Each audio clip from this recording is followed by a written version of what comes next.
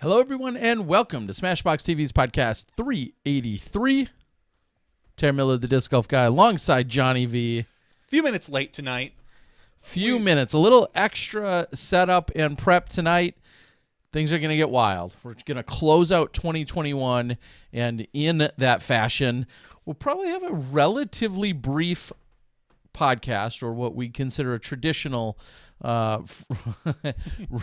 opener or front half of a podcast. We'll have that where we'll talk about kind of the latest and greatest things that are going on around the sport. There's been some pretty big news actually in the last few days and happening. So we'll talk briefly about all of that. Then we'll actually shut things down from the podcast perspective. We'll come back with a few additional guests. And during our after show tonight, our after show really will pretty much feature us playing a little bit of, Quiplash or Jack in the Box or whatever previous games that we had done during game night that we introduced back in 2020. So tonight we'll have a few additional guests, and then we'll close out the year with a little game night action. Sounds like a lot of fun tonight. But I'm not going to promise that. I'm here. Promise. I'm obligated to be here. You're technically not obligated. Okay. What can we do? Yeah. So that's what's going on. Lots of different news that has hit. We're going as far as press conferences and press releases. There's been a lot of those different things taking place. And gosh, which one do you want to lead with here, Johnny? Which one should we talk about first? Oh, geez. Let's start with the PDGA stuff. All right, we'll go there. Our 2023 majors were announced, and we're seeing... It's almost like a rerun, Terry. Unlike Smashbox TV, where we never give you a rerun, the PDGA is giving you a rerun of some of the best majors and highlights and all that other good stuff that we've seen. We're seeing Peoria. We're seeing Smuggler's Notch. We're seeing North Carolina, although a different area in North Carolina, which is kind of cool, for all these different things. And let me just quickly, do you have it pulled up by chance as far as where... I do not. I was stuck on the PDGA hiring positions that I think we mentioned a week or two ago, but we could also just reiterate that there's a number of positions. Yeah, they but got go a bunch ahead. of... All right, so what we've got is Worlds on 2023 in Jeffersonville, Vermont. Everybody knows that as Smuggler's Notch. Oh, okay. Yeah, I guess that makes sense. Amateur Disc Golf World Championships, Peoria. We're talking ledgestone courses. Oh, okay. And there's a bunch of them. I'm familiar with some of those. So there's that. Masters. I like this one, actually. It's Flagstaff. We haven't seen Flagstaff in a while. Not that we're going to see it this year, but the Masters will see it. Juniors, Peoria. Nate Heinel doing some work. USWDGC is the Burlington, North Carolina. So that's North Carolina, but it's not Charlotte where we've seen before. Mm-hmm. Okay. So this is going to be some new ones. The Tim Selinsky U.S. Masters is Eugene, Oregon. Okay. I don't know what course is in Eugene, so you'll have to forgive me. I'm not exactly sure. Have we seen those on the Pro Tour? I don't think we have. Not even.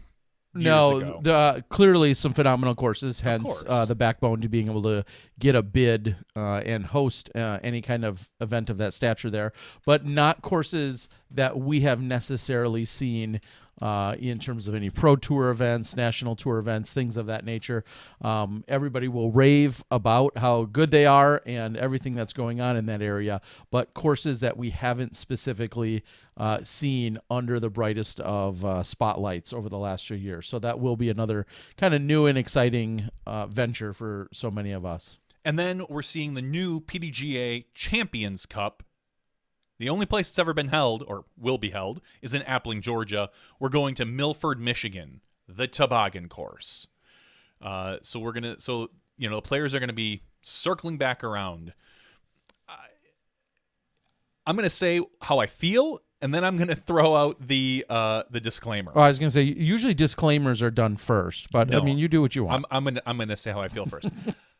I hate that we're seeing all the same courses in a lot of these things that we're already seeing on the Pro Tour. It's I feel like it's bad for fans. It might be boring for players. It feels like a rehash. Now, my disclaimer. I understand that it's very difficult to run a major. There's very few people that are able to do it and do it well. You need to have great courses. You need to have great tournament staff. We don't have a lot of that combination that's at the quality for our pros. There's a lot of great tournament staffs and there's a lot of good courses. You put the two together, though, that's very difficult. A lot of these that you'll see only had one bid. The Champions Cup had one bid. The U.S. Masters had 2 bids. USWDGC had the most at 5 bids. So I was happy and that's one of the newer ones. Juniors had 3 bids. Masters Disc Golf World Championships had 1 bid. Am Worlds, 2 bids. Pro Worlds, 1 bid. Yeah, so this is why it's hard to you can't get upset at like the PDGA. You can't get upset that we're seeing these over and over. If no one's putting in bids, they have to go to the quote unquote best available. And this is the 1 bid. Now, I don't know if multiple bids were submitted and there was only 1 that qualified, or if they're multiple. I don't exactly know the thing. My guess is that there was 1 bid. And Jeff Spring is going to do a great job. The courses we know are going to be great. It just, as a fan and someone who has to sit and watch every single broadcast, it sucks. It sucks to have to see this again. I see where you're coming from, but I'll lightly disagree in the sense that some of these events are catering and are specific to different divisions. So yes, I know what you're saying. Pro Worlds in the same place in 2018 as it is here in 2023, which is a full 5 years. So it's been 5 for years. Starters, I think that is a significant difference. Yeah. It's just it's not even so much that we're seeing them go or come around again in such a short time. It's that we see these courses on the Pro Tour every single year. But there's a reason. I know because they're good. They're vetted. The good courses, quality, and the good TDs. I understand that. It just hurts that we're going to either have to watch these courses twice in the same year, or who knows what's going to happen in Vermont. Maybe last time it was there, they didn't have GMC, so maybe GMC steps away for a year off the Pro Tour. I'm not going to put any bets on that. I think you'll see both of them, honestly. Maybe even within a month. This literally, I'm going to just pause you for a moment. This literally is applying to one event. Well, Ledgestone as well. You're seeing the Ledgestone Peoria courses. You're because you're sitting there watching the AM Worlds courses. I am. But all the AMs are watching. Like going to these courses and I know I would hate for them to have any kind of reference point as to where the amateurs, because they saw Paul Macbeth and Ricky Wysocki play it 3 years ago. It would really suck that they would get their chance to go compete on those courses that they've seen on video. Yeah. They should have to learn entirely new courses. Yes. I cannot get behind most of what you're saying. Again, disclaimer, I understand how difficult. From my perspective, And honestly, the one that matters the most for most of the world is Pro Worlds. And we're seeing it again. And you can't do anything about it. Because if there's no bids, correct, there's nothing you can do. Yeah. So, obviously, I'm spitting into the wind here. I really wish we had... When I was traveling for AM Worlds, and with you and a bunch of our buddies, part of the allure was going to see all these different new courses, playing sometimes 5 different courses in some city that you've never maybe been in. I feel like we're getting less and less of that. And maybe this is an anomaly year. Maybe it's not. Maybe we're going to see Pro Worlds kind of rotate amongst the Emporia, Portland, Charlotte, Smuggler's Notch. Maybe that's what we're going to end up seeing if those are the only people that can host a great Worlds. Fundraising, tournament staff, and courses. 3 pillars that you need for running these events. Maybe we just don't have...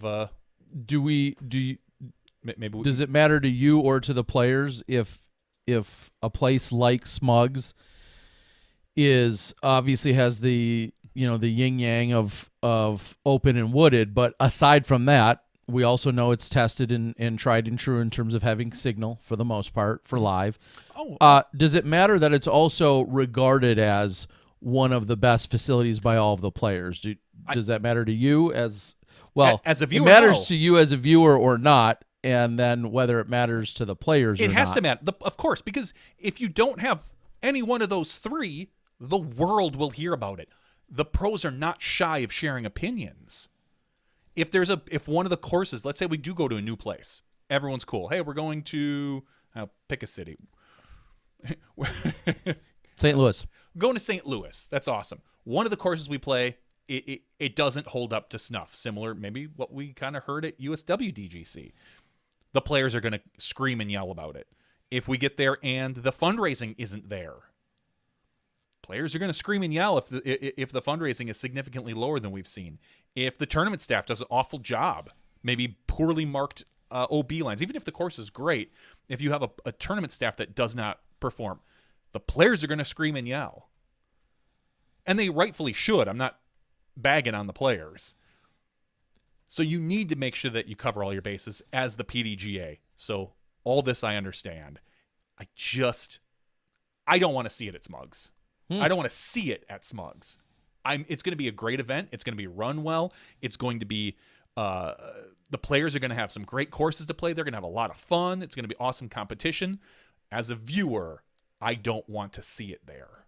I want to see someplace new. I want to see the players shoot different shots than I've seen them throw the last 5 years. Because they're going to walk up to a hole, and unless the course is significantly different, it's not going to be. There'll be a few changes, but they'll be recognizable holes.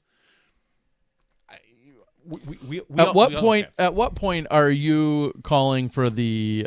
I'm calling for everyone's head. The banishing of us stepping back on Winthrop. They play that course every year. They do. We should probably change that. That has been a traditional course that we've played every single year. It's a different scenario. Worlds has always been a rotating environment, and it feels like the rotation is getting smaller and smaller and smaller. Like, Worlds at Flagstaff could have been cool. Pro Worlds at Flagstaff could have been cool. But places that we know can host it, but maybe haven't hosted it in 10 years. Yeah, but clearly a place like Flagstaff must not have been, I don't want to say up to the challenge, but must not have met one of the criteria and or even had the interest 100% to host a Pro Worlds and the requirements that come with a Pro Worlds. I just threw Flagstaff out there because it was one I know, but I'm just saying. Picked. You're right. Somebody on the board said Orlando was great last year with the M Worlds, and my first question to that is, and I'm assuming I've heard nothing otherwise. My question is, it may have been great for AM Worlds. I can 100% believe that. The real question is it great for a Pro Worlds? Oh, I don't know any. And that's I think one of the biggest challenges is there's a lot of places that can host a certain caliber of event, but that doesn't mean they can also host another major that's a will it make a different division to you or to our viewers if we see the GMC and Worlds go in the same year within a month? Because usually Worlds is end of August. Now it's kind of been into a little September. Maybe they push it up that year into June this year. June this year. Maybe it's in July next year. Who knows? But usually they try to rotate it with the flow of the tour. Would it matter to you if we play GMC or Worlds MVP GMC? Do you think there is going to be if there is a form of GMC, I'm guessing it would, in that scenario, I'm guessing it would be of a slightly lower emphasis and or caliber. Why? That's just my guess. If there's a GMC, it's probably going to be on the Pro Tour. Why would it be of any less? I don't know. Why don't we look at Utah and where the Utah Worlds was held this year? Did they hold the Utah Open that used to be on the Pro Tour the weekend before Pro Worlds? Yes, they can. They can. It counted as a warm-up event. But it wasn't. Count it what you want. It wasn't on the Pro Tour. It has been. I know, but it wasn't. I'm saying if it's on the Pro Tour, if we have GMC on the Pro Tour where everybody gets to watch it, and then you skip 2 weeks and come back for Worlds where everybody watches it, is that going to matter to the fans? That is something we do not need to be worrying about right now. That's my point. Nobody needs to worry about that right now because we don't know if that's their plan. I don't know. I know you don't. Asked. That's why I asked. Is it going to matter? Or should GMC, I'm going to throw that in quotes, step back for a year and only hold Worlds? Does the fan viewing matter? Does the quote unquote, we'll say, burnout of watching those courses matter? Is it, I mean, we know GMC puts on a great event. Jeff Spring's phenomenal. And whoever else is up there running the event, I don't know if Jeff will probably be the TD on record, but he's going to be doing Pro Tour stuff. There'll be a great staff running that. So I don't know. And again, it's going to be awesome. The event's going to be awesome. The coverage is going to be awesome. The players are going to be awesome. The courses are awesome. We know all of that. None of that is in question. You're very much questioning and worked up over something that does not yet exist. No, they just announced it. I'm saying you're worried about the 2023 GMC, which is not on anyone's calendar yet. I'm asking if they do GMC and Worlds, if that will matter. Maybe they will. Will it matter though? Who knows? Who knows to what? Maybe it's a silver. Will it matter if it's a silver series? Who knows what coverage happens with a silver series in 2023? No, maybe there's an AM only GMC. You're avoiding the question. Will it matter if it's a Pro Tour? We come back 2 weeks later for Worlds. No. Okay. No, it doesn't matter. Okay. Will people not watch? No, people are going to watch. They'll watch both. Are people going to complain? A lot. People complain about everything. They complain about everything. All right, so those are your majors. They've complained about this conversation. Sure we're going to move on. What do you want to talk about next, Terry Miller? The PDGA also hitting a very, very substantial milestone happening, I believe, even specifically on Christmas Eve, if I think back to a few days ago. Of course, talking about the 200,000. If I would have even thought that much more ahead, I would have thought to look up the name. Congratulations. I mean, you could say it's cool to be 1,999, blah, blah, blah, or 200,000, 200,001. I mean, whatever. I guess it depends on where you fall on the numbers and how much you care about those types of things. But yes, obviously a significant milestone. What was it, 40, 41, 46 years, whatever it was, to get to here. Must have been 40. Was it 76 to 2000? I believe so. 21. Very impressive, though. And then to see the growth in the last 4 years, I think that's arguably the biggest takeaway is that, we get to 100,000 in all of those years, and then we double in the last 4. I think that's where I'm pulling in all these numbers from off the top of my head. Something of that nature. It's absolutely incredible. Obviously we have more current members and active members than ever before. I saw somebody getting all worked up about whether or not that, of course we hit 200,000 and they're not active. No, they're not. I mean, no organization is going to be. And of course we have people that have passed away and we have people that have stepped away from disc golf, whatever the case might be. It's a goal to always have our active membership as full as possible, but you're never going to have 100% participation in that sense. Nonetheless, it is very cool.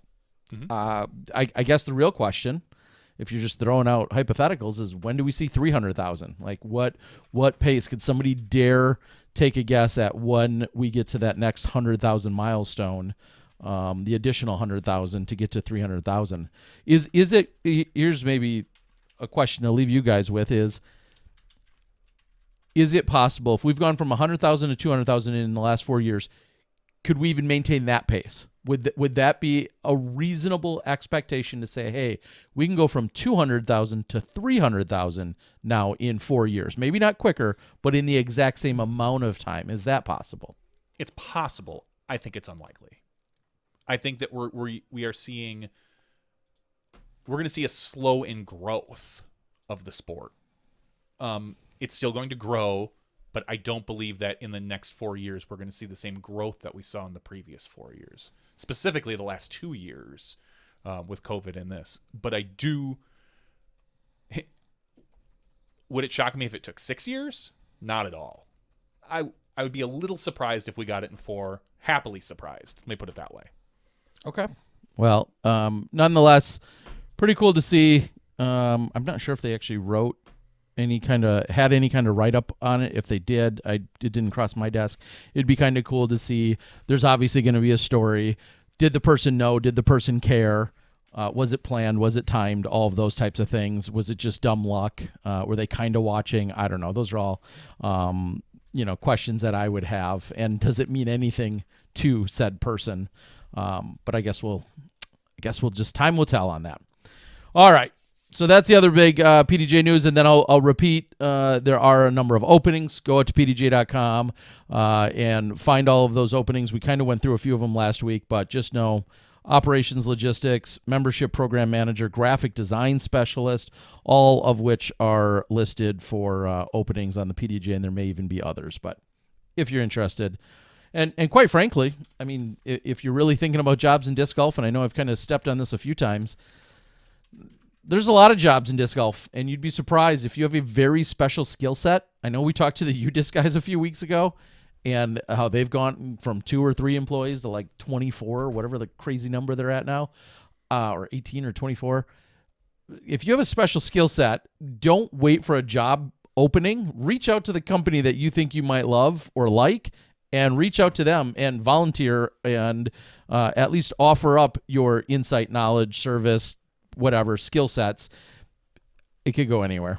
And that's at least put it out there for them. That's what I was going to say. That's so much, like, you think literally just 5, 10, 15 years ago, like, oh, I really love disc golf. I'd love to work at a disc golf company. Be like, oh, cool. There's, one new person every 2 years gets hired at one, just because it's such a tight knit,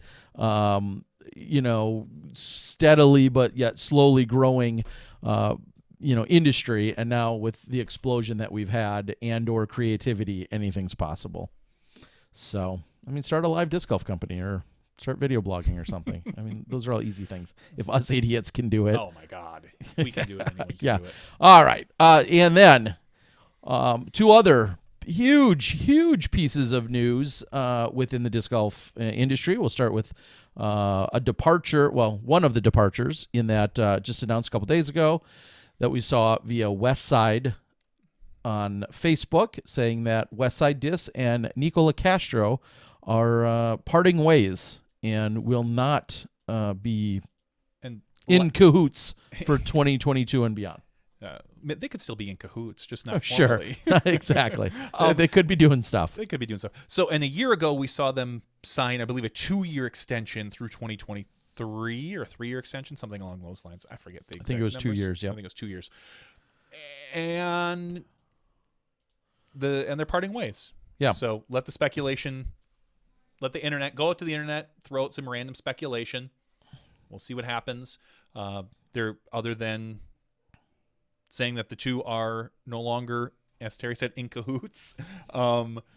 That's what all the kids say. There has been no other information as to why or anything like that. So, yeah, we'll see if Niko, who's very famously had largely a mixed bag or something that resembles a mixed bag kind of philosophy throughout a number of years. We'll see if he goes unsponsored by a major manufacturer this year. We'll see if he latches on to someone like an Infinite Disc, who then continues to kind of really support that mixed bag mentality.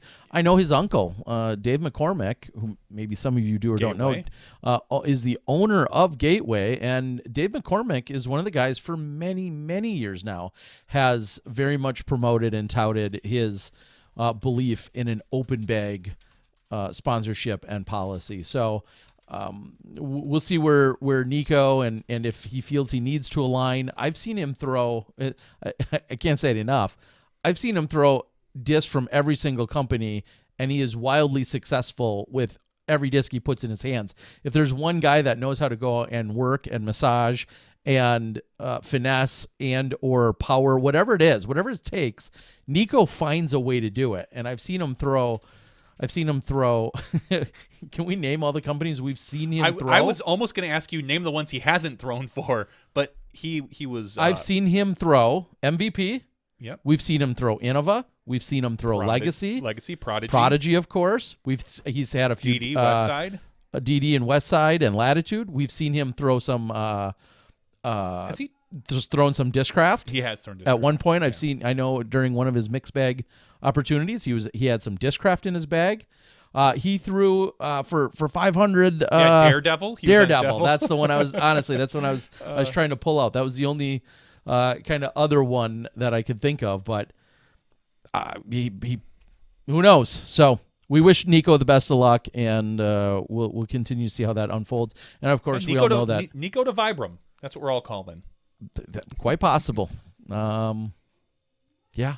We also saw how obviously Matt Oram had switched over to Westside a few weeks ago, and you just have to wonder, without seeing Westside's marketing budget, you have to wonder, did that factor? Did Matty O come with a certain price point that said, hey, we can't keep them both, or or is it what other factors were there?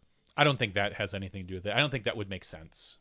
Now, maybe this has been in the works for a few months, and that allowed them to sign Matty, knowing that they were going to drop Niko. I don't think signing Matty precipitated that. So I don't believe that at all. All right. Well, maybe he'll pick up and start throwing a few of Des Redding's new sponsor. There was an official announcement, Des Redding. This is the one that's a little surprising. Yeah. We have seen the longevity in her career and her world championships, all with Innova Champion Disc, and now Des Redding, as just announced today, Hall of Famer and 4-time world champ Des Redding has signed to represent Mint Disc of Austin for the 2022 season. She says the opportunity presented itself to work with them, and it's incredible. There's an entire press release that was put out there. One of the quotes here out of Des saying how she was with Innova for so many years, and then said, quote, throughout my 20-year career within Innova Champion, I rode many highs and endured many lows, and it is just time to turn the page or flip the disc per se. I appreciate many of the steps we took together along the way. She also continued, I look forward to expanding my legacy, impact, and community reach with Mint Disc on my side and in my bag. And then, we had Guy Boyan from Mint Disc a year or so ago talking a little bit about Mint. And when I had reached out to him, I wanted to read directly what he had said to me as well. He said that it's a blessing and a privilege to be able to honor Des in the way that she's deserved. And also just talk about, she's a name that has taken on, I feel like, so many roles within Edge and the other successes PDGA and the PDGA that she's had, that I think it's been easy, recency bias, is that you forget how dominant of a player she was, how she, racked up multiple world championships, and just how good she was, and how she's won more Elite Series events than any other player, man or woman. And so those are the types of things. I guess a question could be had. She was before the time still of seeing courses really, I don't know if cater is the right word, developed and designed to fit specifically into women's games, as opposed to just, hey, let's just throw them on the regular, long tees where the other pros play, the pro men. You got to wonder, and it'll be just that. You got to wonder, though, in her absolute prime, could she have pushed a higher player rating if the courses, in fact, catered more to women's disc golf in general? Would that have allowed her skill sets, which were dominant already, would that have allowed them to shine even more? We don't know that, but that's it'll be exciting to see. And then in talking to you about it the other day, do you see this resurgence with her and her hip replacement and this excitement around playing and sponsorship? Do you see a similarity with an ex-teammate and fellow friend in five-timer Juliana Korver? Do you see some similarities? I see quite a few parallels. And I don't know how many Pro Tour events Des has played in the past, so I don't know if she qualifies for a Rookie of the Year next year. We'll figure that out. But Des and Juliana's games are, I don't know if you would have said this 10 or 15 years ago, but they're very similar now because the current player, FPO player, has changed so much. they both. I think Des has a little bit distance advantage on Juliana, but I think Juliana has a little bit accuracy advantage on Des. They both have had their putting issues in the past. Neither of them have a forehand. They are very much dominantly rely on. Sure. They are very much a player of their era. They're a player of the late 90s, early 2000s when the players didn't necessarily, they weren't two-way players, backhand and forehand. I think Des sees what Juliana's doing and says, I can do that. I'm not out of this. Just like Juliana, I don't think we're going to see Des win any Pro Tour events. I don't think we're going to see Juliana win any Pro Tour events either. But I wouldn't be shocked to see them pop up into the top 5. They're going to have a good weekend, play very well. They're very consistent players. They have a lot of course experience. They know they've been in virtually every situation you can imagine. I would love to be standing next to her when she walked up and says, I've never seen this before, because I would be surprised at what that is. It's still surprising to me that she is now going on tour for the 2022 season, and it's not under the Innova umbrella. That right there is, I think, is the biggest news here. I don't know why that is. I don't know if she's going on tour, maybe she wanted more and Innova wasn't willing to. Maybe Mint just works better for her, both being a Texas company, supporting local. She is in Innova, she is a small fish these days. At Mint, she will be a big fish. Maybe it just worked out better for her that way.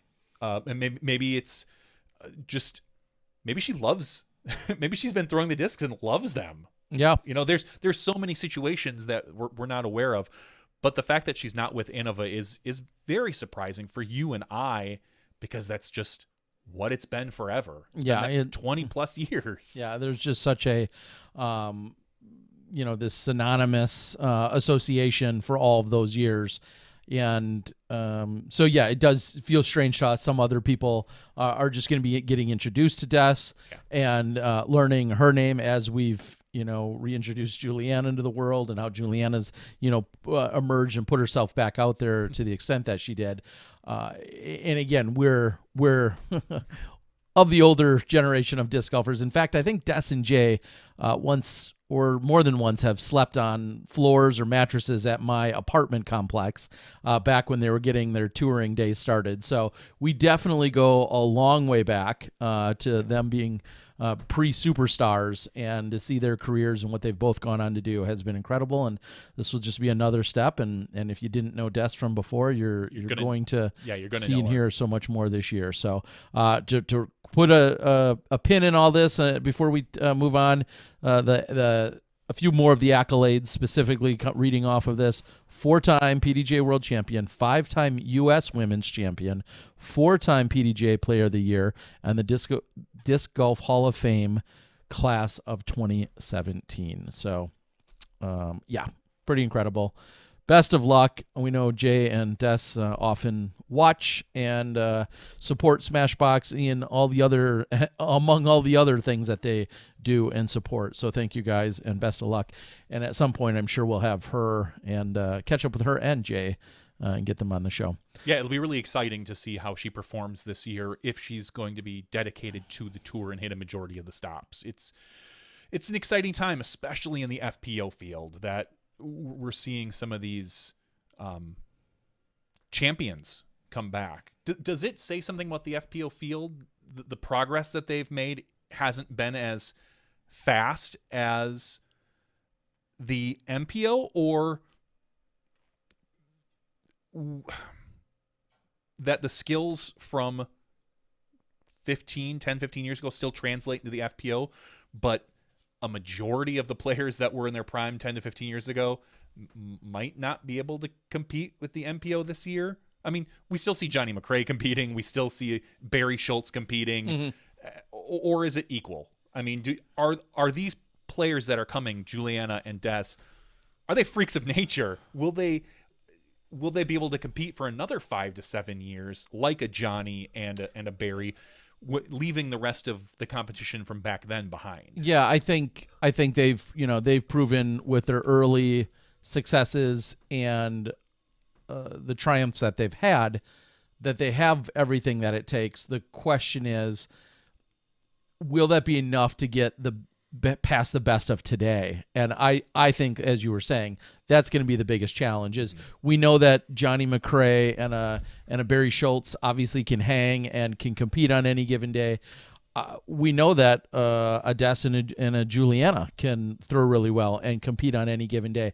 But when you're talking about the extension of a 3 or 4 round event on longer courses than they've ever been playing in their previous lifestyle or the previous competitive world, they're playing on the longest courses and playing against the women that have so many more fully developed and polished skill sets. I mean, how do you gear up every day and think, yep, now it's just time to go after Haley King, 9,500-foot course, yeah, 10,000-foot course. And I've got this against Kristen Tatar. Never mind her huge backhand and her impeccable forehands. I mean, of course, I'm not trying to have a defeatist mentality here. You go out and you compete for a reason. I think it depends on the course. It's going to be a tall task. They're going to have better chances on specific styles of courses. Of course, I mean, we've seen for every division early year courses, even Sarah Hokum, who's probably arguably the 3rd or 4th best player in our world, kind of forgoes the early courses. She stays off the tour until they get past those distance ones. And it wouldn't shock me if Des and Juliana did the same thing. Like, those courses, they can't compete at the level that you're crushing FPO players like Haley King, Paige Pierce, Kristen Tatar. They can't.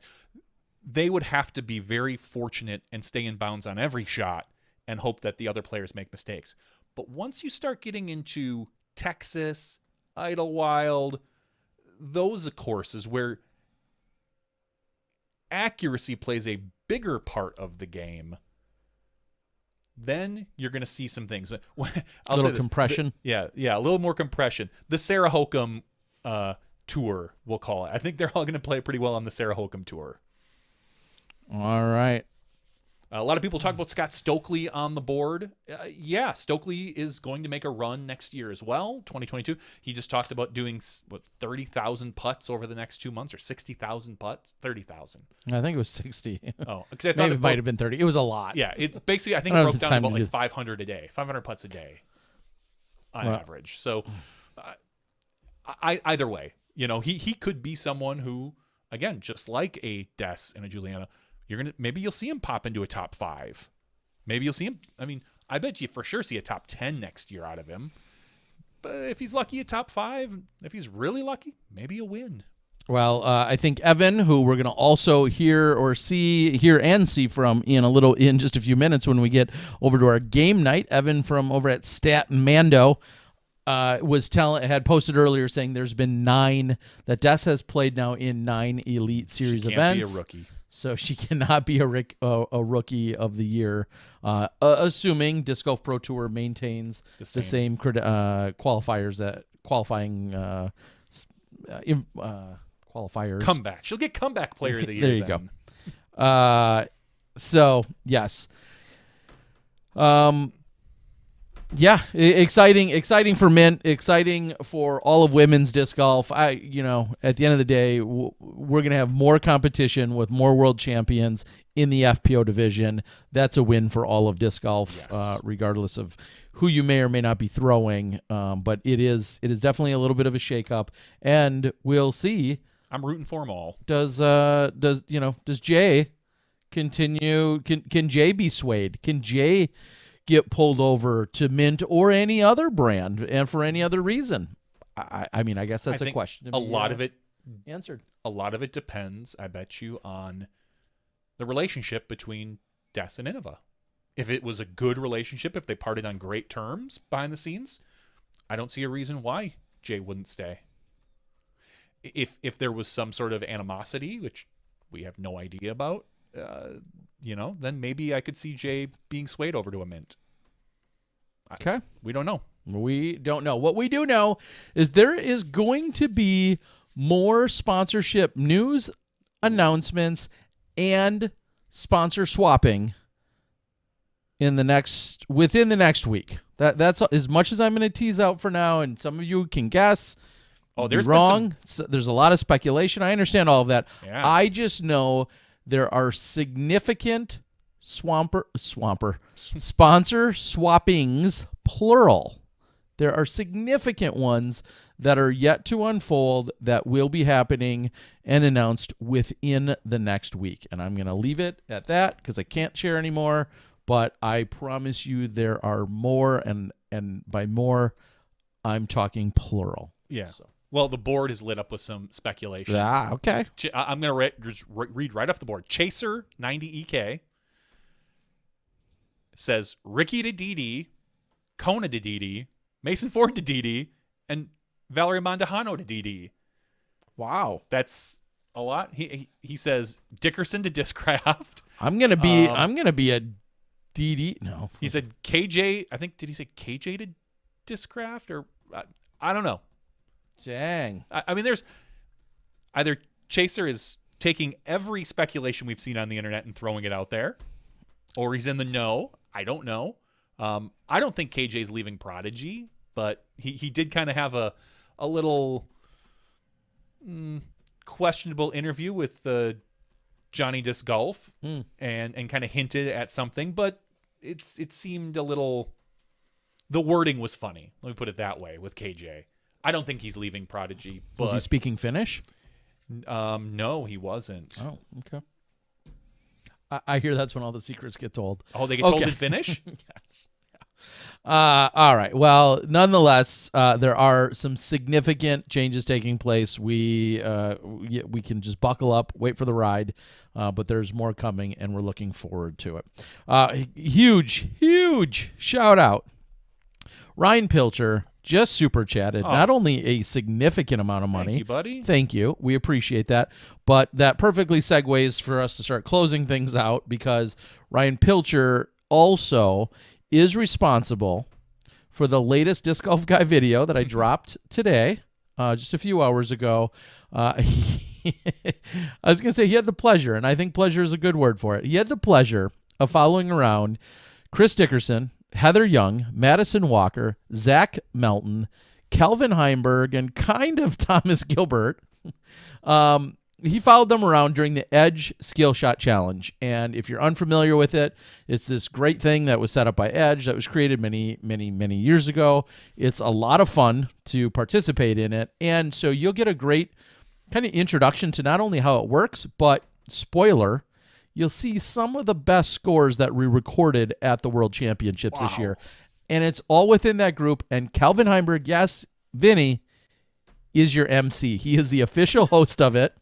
He is mic'd up. That. I'm going to have to break my no video rule. Yes, and Vinny is all mic'd up. Ryan followed them around. We took the 2-ish hours or hour and a half, condensed it to about 38 minutes. I hope that you enjoy it. Big shout out to Ryan. Thank you guys. I say it all the time, but it's productions like that one specifically that literally would not have happened without some Patreon support over on my Disc Golf Guy channel in that specific case. So thank you so much. And as I'm saying all that, Eric Sterner also jumps in with a super chat. So we very much appreciate that, Eric. Thank you. All right, guys. Believe it or not, that's really all we had, so to speak, lined up for tonight's show, for the regular show. We wanted to talk about some of the news, some of the drama as we're closing out 2021. It's been an incredible year, and that included, of course, some continued sponsor swapping. I'm going to get that one down yet. In just a little while tonight, or in just a few minutes, actually, we're going to shut things down. We're going to roll the credits, do all that other normal fun stuff. But then if you were familiar with what we did in 2020, Playing Quiplash. we had a few game nights. We were trying to fill the time and still welcome our Smashies to have a good time with us. You can play along. You can laugh at some of our answers and or not. You get to actively participate and vote on some of the answers. So we're going to break all that down for you in a few minutes. But Stat Mando coming in with some hot stats. I believe we're going to have a pair. 2 out of the 3-headed monster out of Stat Mando. I think we've got both Evan and Dion are going to be here, so we're going to bring you that action. And then Tyler Brickley. It's sometimes Tyler Brickley and friends. He's alone. Spoiler. He's alone tonight. I don't know what that says, but he's going to be joining us, and we're going to play along, have some game night, game action. It'll be a lot of fun. So that's what we're going to do. That will really pretty much cover us in the after show. So we'll still find some way to give some stuff away, though. Oh, for sure. So give us, if we're going to step down here, give us a few extra minutes while we get everything prepped for our game night, and we will make sure that we'll have a lot of fun. Yes. So with that, guys, call it a short podcast, call it a break, call it what you will, but we just have to say thank you so much. It's been an incredible year.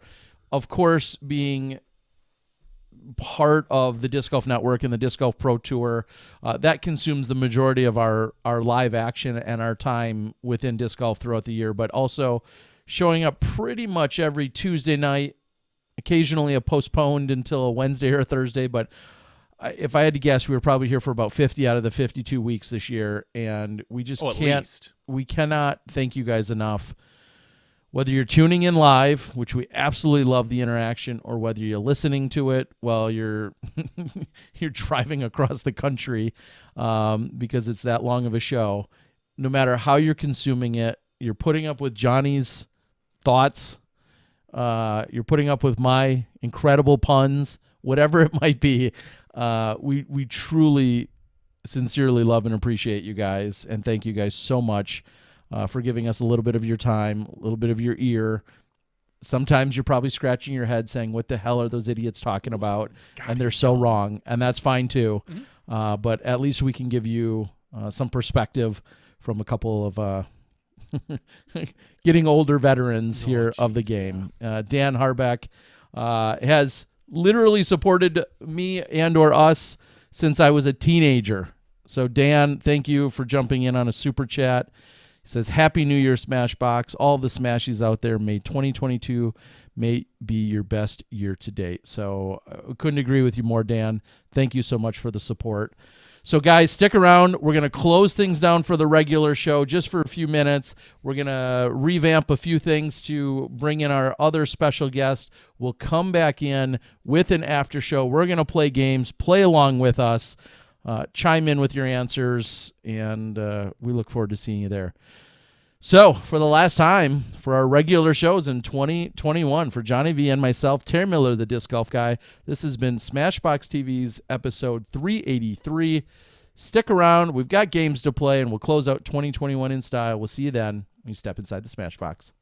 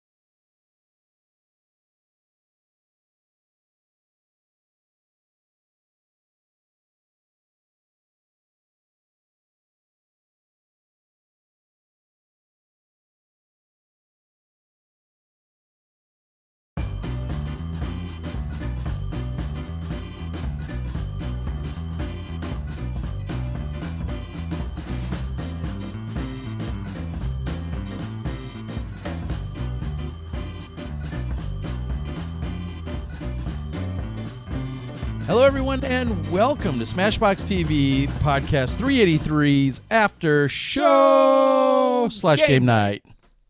Oh, we didn't even Boom. rehearse that. No, we didn't. Here we are. When do we ever rehearse anything? Never. Welcome, everyone. We are closing out 2021. It's been a wild ride. I mean, let's face it. 2020, 2021. I'm sure there's a bunch of cliches we could throw around, but you know what? Everything's looking bright. Looking forward. It's going to be another incredible year in 2022. We're going to have podcast and stuff and disc golf. So tonight, we're going to welcome a couple of guests to the show in just a few moments. If you're familiar, we've done some of these crazy games in the past. Jackbox.tv, we've played Quiplash. Yeah, looking forward to it. We got a few distinguished guests that will join us and be our competitors, and then you can kind of play along at home and actively participate. I think I'm going to need a full rundown on how we actually do it. It's been a while. So with that, I guess let's get right to it. Welcoming into the show all of these guys, by the way, just reached out to in the last couple of hours. So thank you for doing so. Before I go to the big screen, there's some instructions on the screen for our guests. They should be seeing it right now. On how really? Shouldn't it be over here? Nope, they should be seeing it for right those now. guests. For those guests. So that's how they join our contestants. Yes, that's how they join our game. Do I need to go do that? Yeah, you probably do. Okay, so we're doing some behind the scenes stuff right now. So I should probably do that as well. All right, so we are getting set up. Oh, I clicked on things, and I think I'm ready to go. You are. Oh, we are seeing these guys jump in as planned, and then we're going to share some of this information with all of our viewers at home, so you guys can also play along as well. Man, we should have had a challenge for the most clever name. All right. I think we got everything. So now I can kind of do this. Yep. Like that. And without any further ado, hi everybody! Welcome to the game night. Hello. Howdy. Thanks for having us. Hello. Howdy. All right, some quick introductions. Of course, I mentioned earlier we got Tyler Brickley. Well, alone. Tyler Brickley. Thanks for joining us here tonight. Terry, get the meta. You guys are all the friends. Gosh, man. Dang. For the freaking love. I know, but I would not. I don't know if I'd go that far. Look around those guys up there, and Dion and Evan and all of you at home are my friends. Yeah, I don't know if I'd use that F word with you. All right, coming in from Statmando, we've got Evan Kearns. Evan, thank you for joining us. It was told to me the one stat that we had earlier is that Evan is the best-looking guy at Statmando, and he goes up against one of his counterparts in Dion Arlen. Dion, thanks for joining us. Thank you, Terry. And it's about 140% true in Evan's situation. So, real quick introductions. Of lots of us have seen Tyler, especially recently. So, Tyler, I'm going to save you for last. Evan, why don't you start with yourself? Where might people know you or the work you're doing?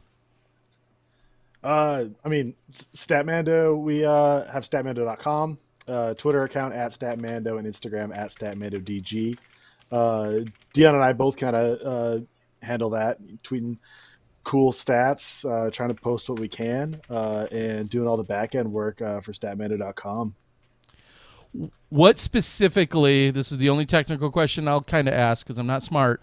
What's your specialty? Are you, what exactly is your specialty when you're doing the stuff for Statmando? I mean, I think we all wear a lot of different hats, but I get a lot of kind of the fun facts, just like random kind of pieced together stats. Like the Paul Macbeth's won every single event every single next event after Worlds since I think 2015. It's 7 straight, I think. However far that goes back, things like that. That's what I really like finding out.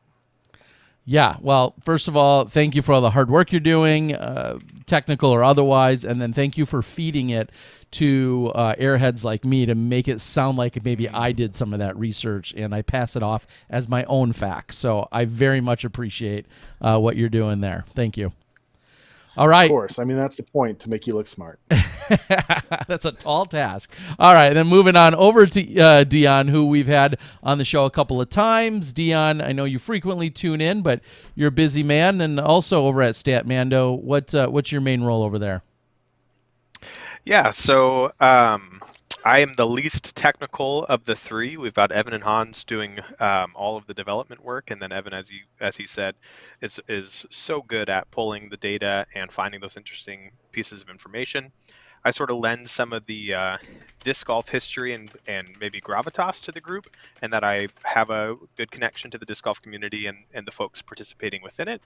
And then I have a lot of crazy ideas that I ask them to bring to life, and they make all my ideas better and bring them to life in ways that I couldn't even possibly imagine. So it's a super great trio of folks. Hans Anderson being our third leg, who's not on tonight, but super exciting year for us, and some highlights for us have been front and center for us. We've tried to feed you some of that information, and hearing that come across the broadcast, it's been super delightful and exciting for us. Well, we appreciate, again, everything that you've been doing, and as you said, your background, history, and knowledge of the sport, and knowing some older fellas like me and Johnny for all these years helps kind of tie us all together for the past history and accomplishments and stats, but then also as we're bringing it all forward, we really appreciate it. And then last we have down there Tyler Brickley and friends. Tyler, I commended you earlier. I can't say enough about the work that you've been doing repping DGA. You could try, though. Repping DGA, but of course doing some stuff on your own and seeing your latest. Was that did they call it a collab? Was that your latest collab with the famous Simon Lizotte recently? Break down what you did. My first and only, probably. He'll never work with me again. I was honored, though. It was a typical shoot your shot moment. I wrote that. It's just a long thing where there's over 150 disc names, and it's all in one take and all said from memory. And I sent him a rough draft of it, and I said, hey, do you want this for one of your vlogs? And he was like, this is great. Let's do it. And I was like, shoot your shot, kids. You miss 100% of the shots that you're not talented enough to make. And so that was all from memory. Huh. All from memory. Yeah. I've got 7 skills. That's one of them. Yeah. Well, it was very impressive. Thank you for doing that. The question is, will any of those skills pay off tonight here in Quiplash? Johnny, break it down. What happens here? You didn't even let him answer. Where'd sorry. Will they work, Tyler? If one of the games involves reciting large tracts of text from memory, or naming as many disc golf molds as you can, I've got it. Oh, well, there you go. They might. So the way we're going to play is there are 5 of us in the game. Terry is actually in control of the game because he was the VIP who signed in first. So look out.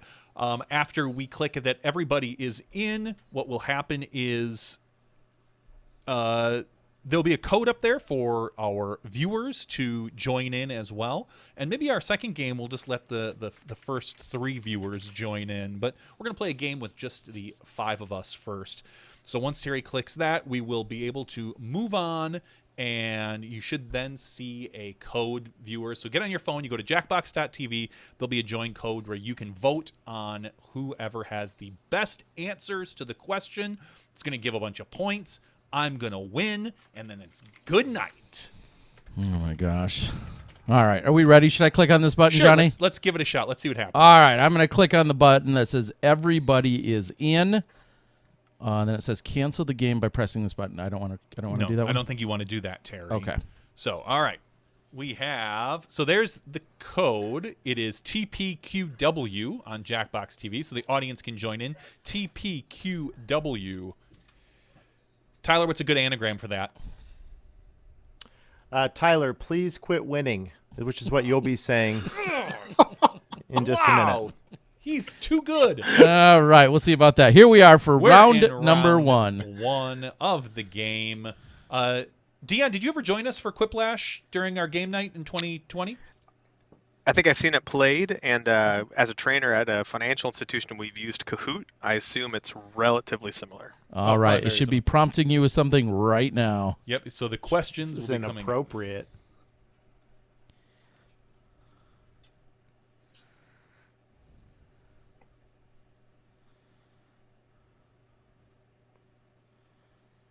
All right. Yeah, so the audience play along. What's the worst invention that starts with spray on?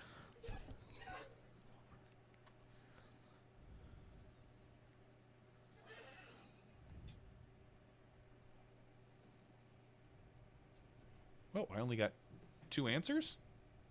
Oh, there's only a few of us. So I guess I only asked me 2 questions. We'll see what happens. So I'm done, apparently. All right, we get to the gum spray on,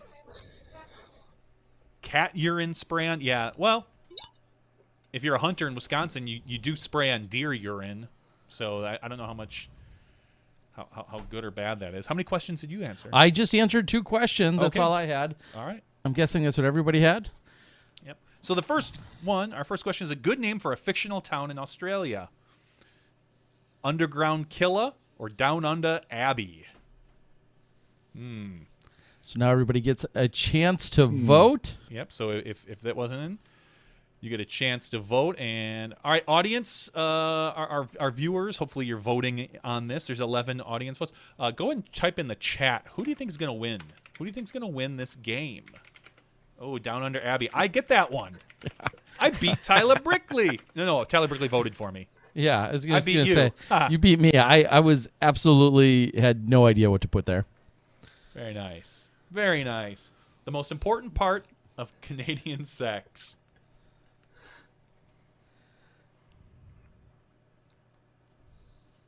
The part where you get Le or Nate Sexton. Nate Sexton isn't Canadian. But he has sex in his name, Johnny. Oh, I know.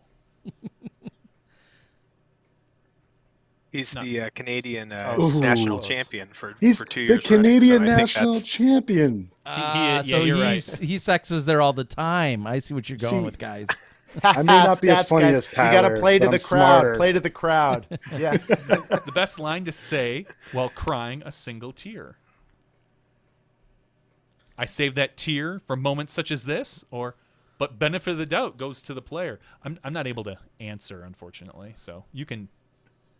Oh, I'm not either because Which you means and I one of are these is going up yours? against one another. No, Dion. No, you. Oh, it's me versus Terry. It was you versus Terry. Oh, put that one in your stats, Dion. What, that we tied? No, I think I beat you on that one. You got to count the fans or the audience. Oh. Oh, okay. I totally don't understand how this works. A word that shouldn't come. So you're gonna get people get points based on our answers, whether what we answer as well as the audience answers count. A word that shouldn't come before jerky, cat jerky, or twerky jerky. Mine is one of these answers, and I like the other one. I like Personally, Tyler's twerky answer. Twerky jerky should come before it. It's fun to say. Oh, but cat. Yeah, so they voted correctly there. Well, I mean, my twerky is a little jerky. I'm not going to comment. The worst toy you could find in a box of cereal. A beat-in Franklin putter or anti-cereal spray.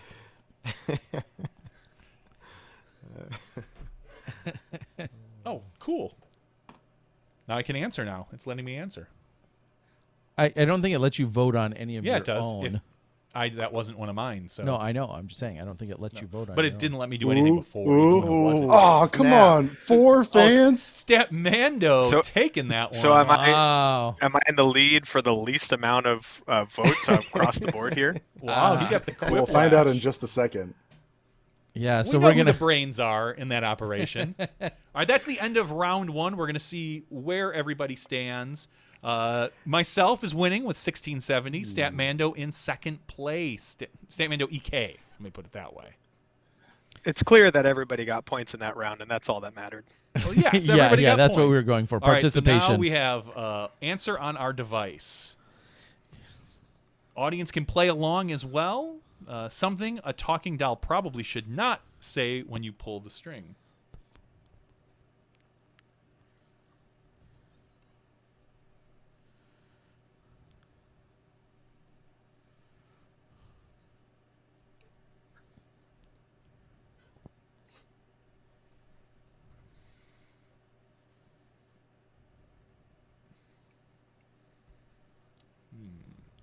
I got some good questions here.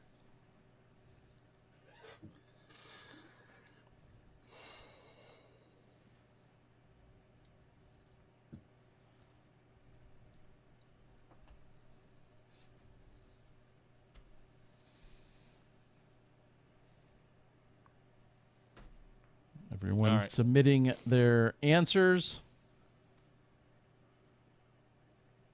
Pull it slower. That's my spot. Pull me, push me. That's my spot. No, pull my finger. That's a good one. Audience play along. We got 15 seconds. 4 of the 5 of us are in. Dion is looking for the humor. I'd like to go back and censor myself, please. Yeah. If I could. Yeah, There's one of my right? answers I there. know. I just typed one in. I'm like, I wonder if my mom's gonna watch this. She's right. not. Don't worry. Okay. The good. booth. She told me. The booth nobody visits at the job fair is for a business called Dirty Dirty or a friend's talent agency. No, read it right. Read it right, Terry. And friends. And friends. talent I big. That's apologize. important. That's And a big friends, part of the talent agency. You just cost me a fan vote.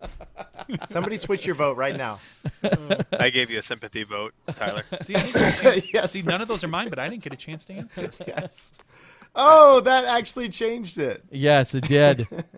Much better. You're the winner. 200-point bonus for you.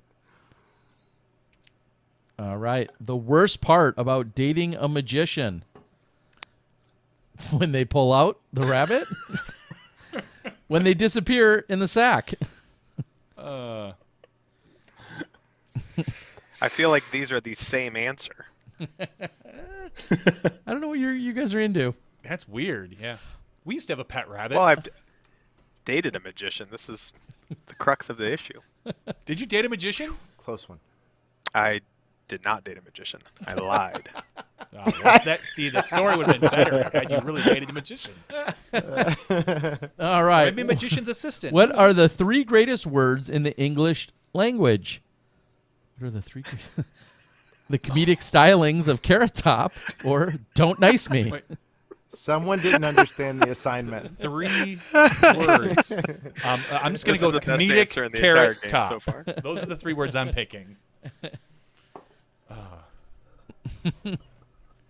Evan, you're my I had a absolute safety quick, hero but for I was that going to write answer. something with nice. That would have been hilarious. I just couldn't figure it out. That has That was a happened good in the one, though. past. That's Oh, for yeah, sure. we've had some duplicate answers. Yeah, nearly identical. Shows how unoriginal we all really are. A All fun- right. A fun trick to pull with your identical twin is to switch places during funeral or the Smashbox after show.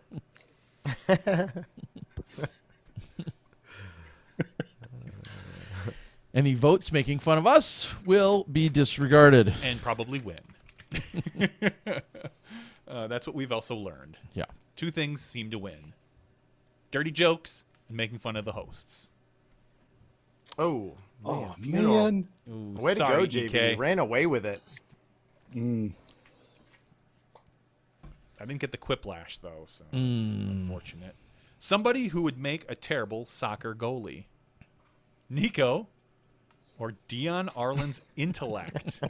Full of holes. Full holes, that one. What the heck? Well, I assume Niko because he's slow. Dion, Does nobody maybe watch- maybe Dion's intellect as well. I don't know. Maybe it's the same answer. Oh, it's a tie, but I get the audience favorite. That was honestly, that was the weakest answer. My best work here in getting points is self-deprecating humor, so I got to lean into that strategy now. Well, yeah, for sure. All right, Johnny still in the lead, Oh. followed up by Tyler, DG Guy, Statmando EK, and that leaves Dion on the bottom. Round 3, folks. This is the last lash. Coming This is for you, usually a JVD. slightly different one. Everyone's going to get the same prompt, and everyone's going to get a chance to vote on it. This is an acro lash, which I forget what that is. At Ew. one point, I used to know.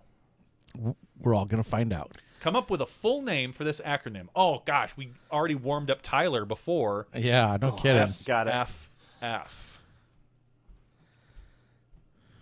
Okay. Oh, there we go. SFF.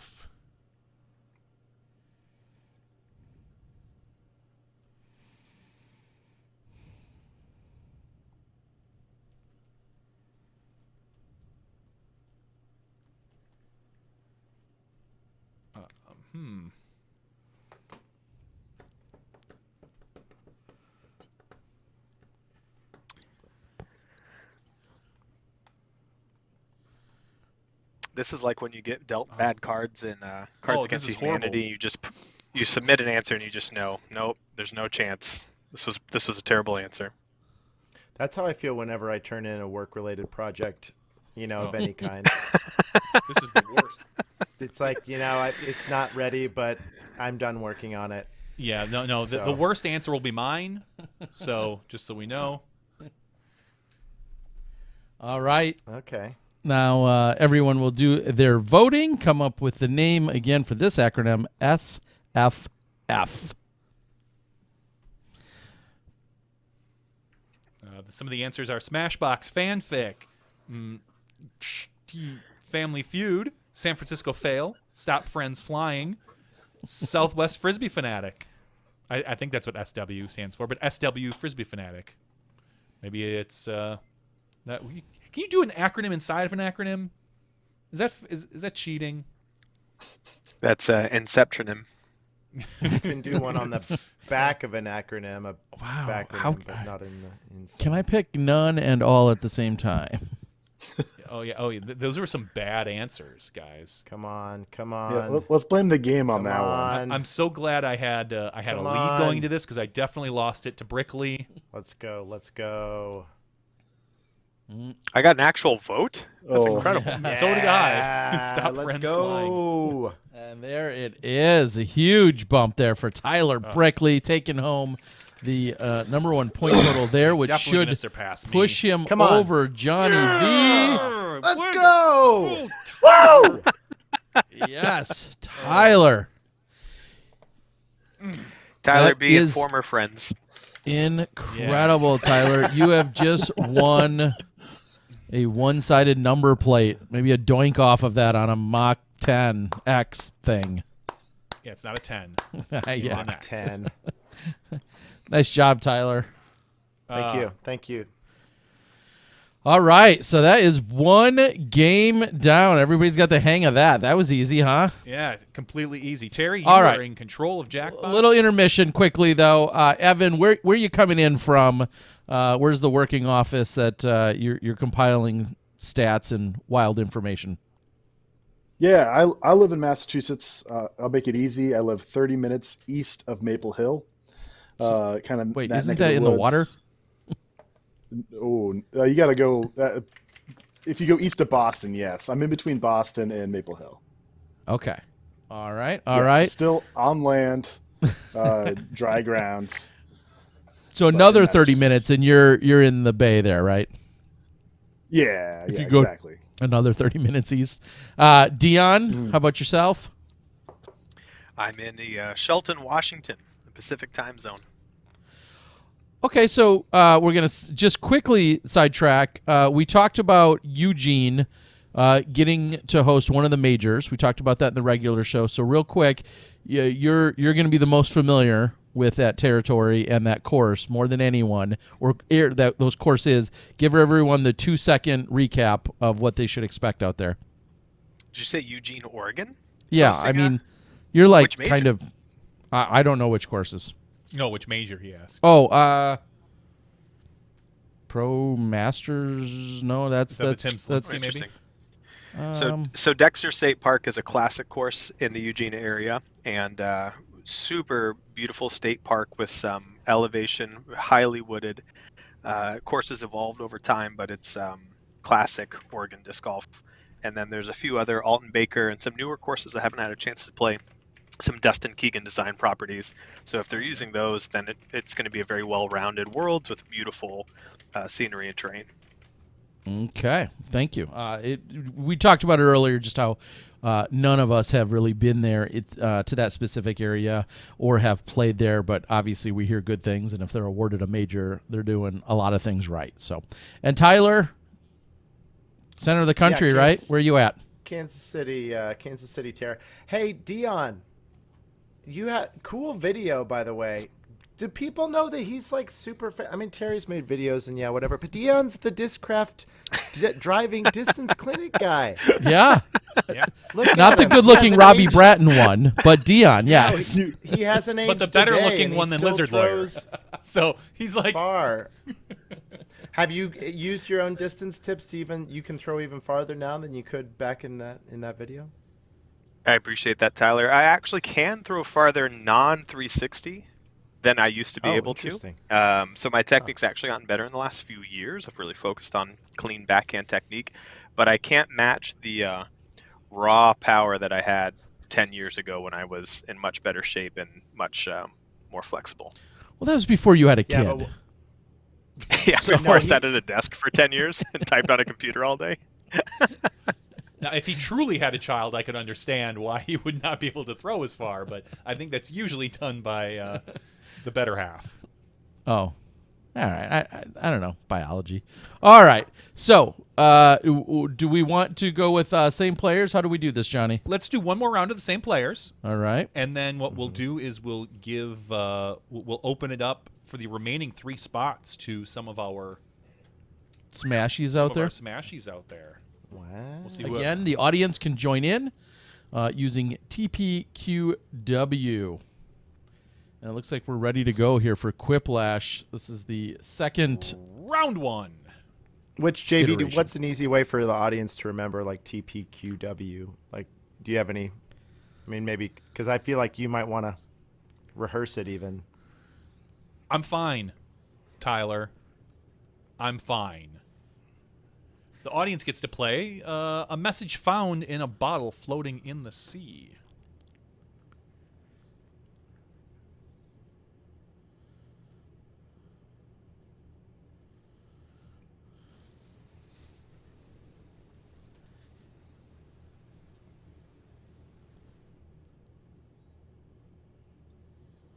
You ever have a really good answer? Like, one that you answer and you're like, that's really clever of me. Because I think I just did. Uh-oh. I'm not saying it's going to win, but I feel that it's clever. Johnny, have you been doing yoga? You can get that hand all the way back there to pat the back now without much No, struggle. I'm So that's pretty good. I'm old, and no. Unlike you, I throw less far than I did probably 10 years ago. Oh,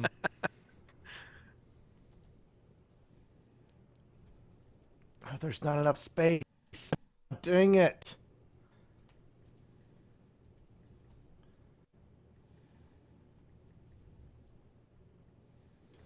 Gosh darn it.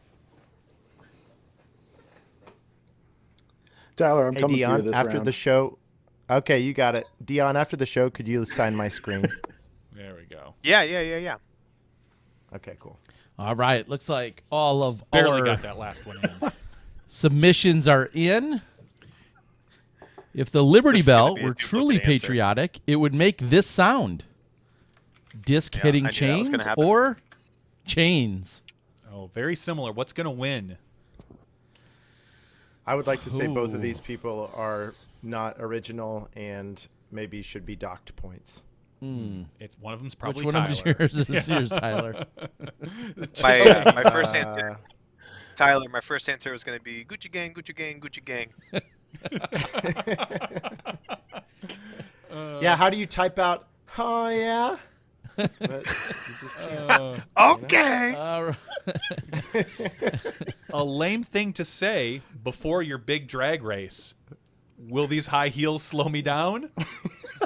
Please don't stick anything in my tailpipe. Tyler.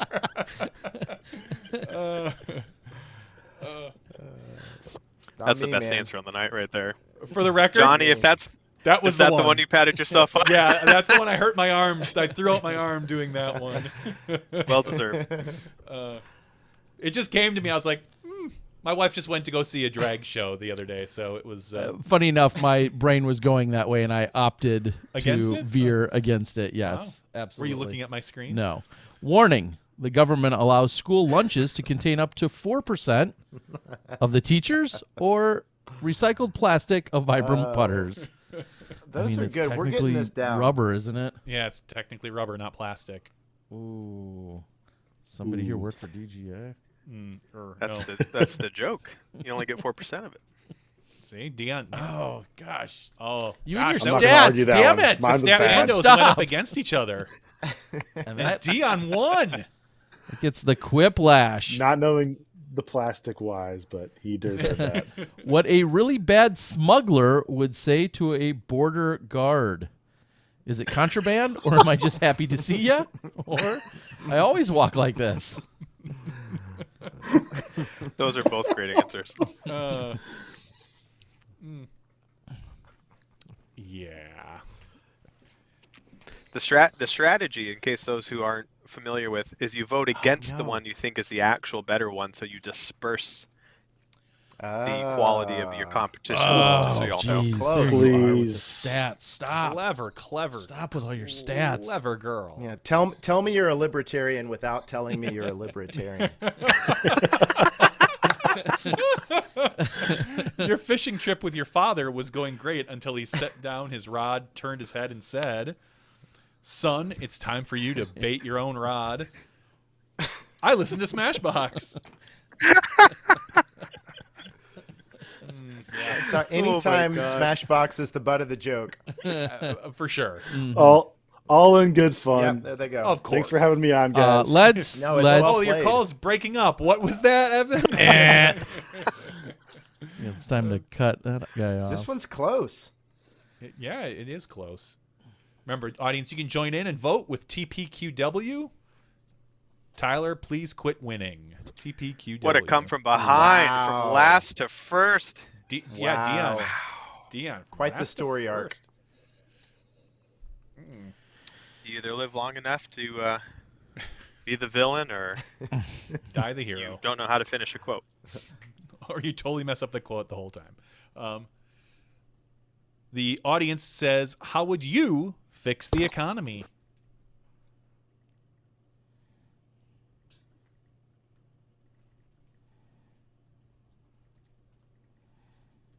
Oh, jeez.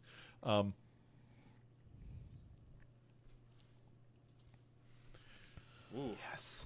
Some of these questions are hard.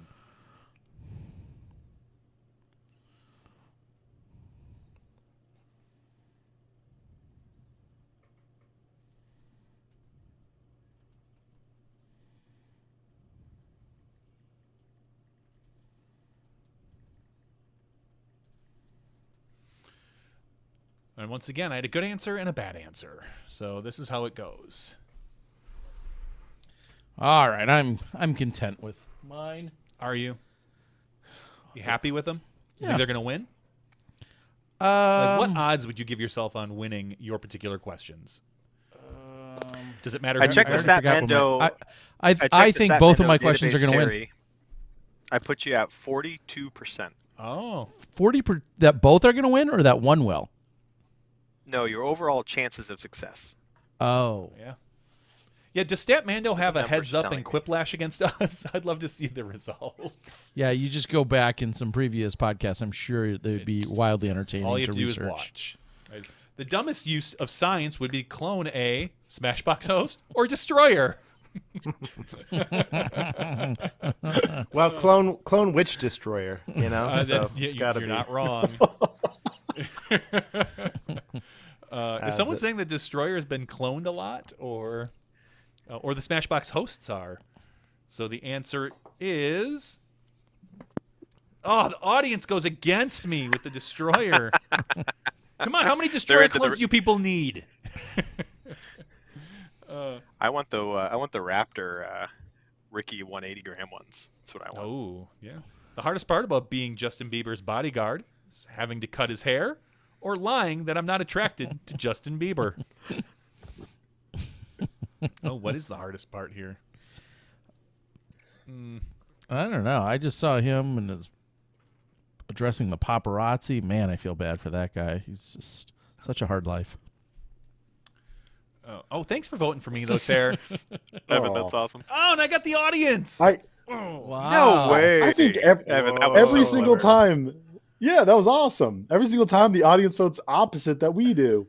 Well, Some kind of fix is in. the fix is in. The audience is much smarter than we are. A sign that your marriage may be falling apart. Well, we could always just smash box. Whoa. What? I'm married? Does she play disc golf? Quick shout out, which somehow I missed in the regular show, and I'm so wildly disappointed. Steve Dodge got married. Yes, he did. And I had a note to mention it, and Did you realize that was happening? no, No. it was a surprise. Yeah. Kind of like the Congratulations, answer here. Dodge. Seriously? All right. What's that smell? I don't know, but what do we do with this body? Or someone's DG contract in the dumpster fire. Oh man. A+ to these. I like them. It was Is hard this to... is this the most exciting offseason since Macbeth shoot. Switch? It feels that way. I mean, well, as of right now, we'll see in a only week. One of you voted. I was laughing so dang hard it. that I didn't vote for Terry's. No. Oh, you would have voted for Terry's anyway. It was okay. tough I to would not vote get for personal Terry's, with yeah. that one, too. But Oh, man. all right. You know you got scammed when the puppy you bought at the pet store turns out to be a golden retriever from Dynamic Disc or Dion. Oh, both of those suck. Suck. Easy. No, I meant like the situations and Oh, the, jeez. No, I mean they're great things. Both great The products. views and opinions expressed on the Smashbox After Show do not necessarily reflect. They are both Evan just great knows how products. to get an automatic vote. Tyler. Tyler. I did get an automatic vote, unless I was facing you. But Tyler, well done. You earned that thank one, you. Tyler. Man, I feel like I'm way behind, though, on this one. Where are we at? I know I am. Did I know I am. Oh. Okay. Baby, Dion, let's go. Man, Dion. what a lead. All right, what here, a lead. here's where everything can get made up. Usually, round 3. Bring it in. We'll see if it's an acrolash or Now, something else. Over here, here's Tyler begging for votes Yeah. with his little. You surprised? Yeah. Now he's just saying die. So, complete the comic. All This right. rain tastes funny, and the other flower says. Oh, there's an easy answer. Does rain taste funny?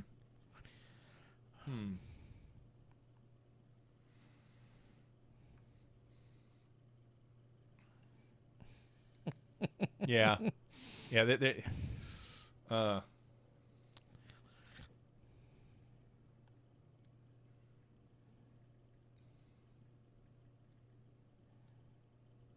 I don't know. I'm drawing a massive blank.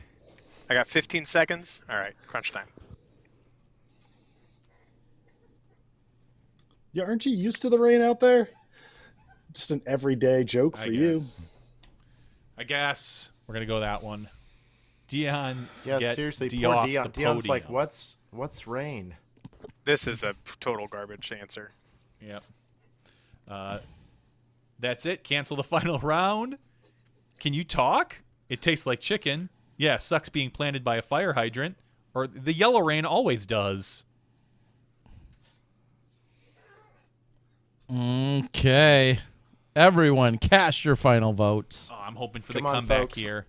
Come on. I still I went with the I was easy. trying to work in something like Ledgestone final round cancellation, like whatever that other one about the cancellation's not mine, but I couldn't come up with that formula.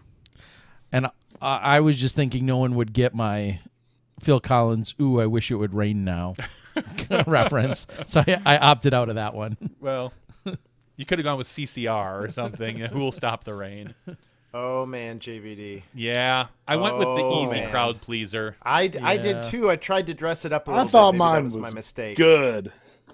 Ah, dang Evan, it. Evan, you and I were on the same mental track. I just couldn't formulate something gosh. properly. This is it- going to yeah. be so That close. should be enough for Is Johnny this going to V be my comeback? maybe This is going to overtake. be so close. No. Ooh, it's 1,600 I No. need. Ah, Still Dion getting me by so 100 close. points. Woo! Man. Nice work, Congrats, Dion. Dion. I'd like to thank my writing staff off screen feeding me those answers. That was couldn't have had a better crew. Man. Impressive, as he says, from Oh, worst to first. Tyler's got the I highest don't like average these score. stats. Followed by me. Yeah, see, here They you go, do this stat now? man. This is how real people compile stats Oh. quickly and on the fly. Look at that. They just let The this. stats guys are the only people to get a Quiplash so far. What's a Quiplash again?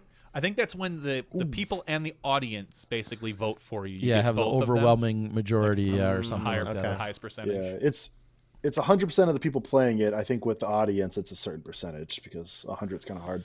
Maybe like 80 or something. All right, enough numbers, dude. All right. Give me. So Terry, wait. So this one Jesus, these numbers. Whew.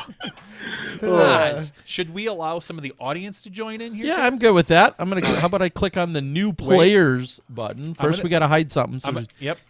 I'm gonna do something here. So the guests are gonna go away for just a moment. It's just gonna be Terry and I. I'm yeah, sorry. we're sick of you guys. I'm so- sorry. All gonna right. click on- So go ahead and hit new players, Terry, and then what I'm Oh, going to yeah, do. Thanks, I got disconnected. Thanks for playing. It says. So Oh. Terry, you can go ahead and put that in. I will. I'm going to show this to our guests on what is it? Number 8, output 8. So I need to change this to 8 here. So now our guests will be able to join in. Rejoin. So now we're all in. All right, so the 5 of us are in, and in a moment, we're going to click on a button that will show you the code, and then the first 3 people to punch in this new 4-digit alphanumeric code will then also join us in the game. Is that alpha? It's just alpha code. Probably. Alpha code, It's just whatever. letters. There's no I don't know. numeric. I'm an alpha bro. Okay. All right, so- so here we go. We are going to show the screen, and the first 3 people, should I tell them what the code is, or should I let them read it? Let's let them read it. All right, first people, here we go. In 3, 2, 1, show them the code. There's the code, folks. JVTT. Let them read it, as you just said. Well, I did it after. That's what I meant. I Oh. was going to read it to them when you displayed it to help. But Oh. Oh, either way, I thought you were going No to read way it before I Jose people displayed got it. in fine. that It's fine. fast. Dust is in. No Way Jose is in, and Chaser EK is in. Those are the 3 audience members that were able to join in the action. We'll give you guys a few more minutes for anyone else that wants to get in on it. Nice You won't one, be- Dust. You won't be live with Yeah. Dust. You're like a professional gamer announcer. Johnny's victories take time. Yeah, Tyler, you're right. So I'm guess keep this try to keep it PG-13. You know, Yeah, that push that, the that'd line be a little appropriate. bit. Yeah. Like 1980s PG-13 or like Yes, 2000 1980s and- PG-13. Ooh. That's fine. Okay, so NC-17. I made my. I remember. I think I said this on the podcast. I remember watching Real Genius as a kid with Val Kilmer, and I thought it was very funny. I forced my son, to watch it. I'm like, it's about these smart kids, and it's pretty funny, and they do all these funny things.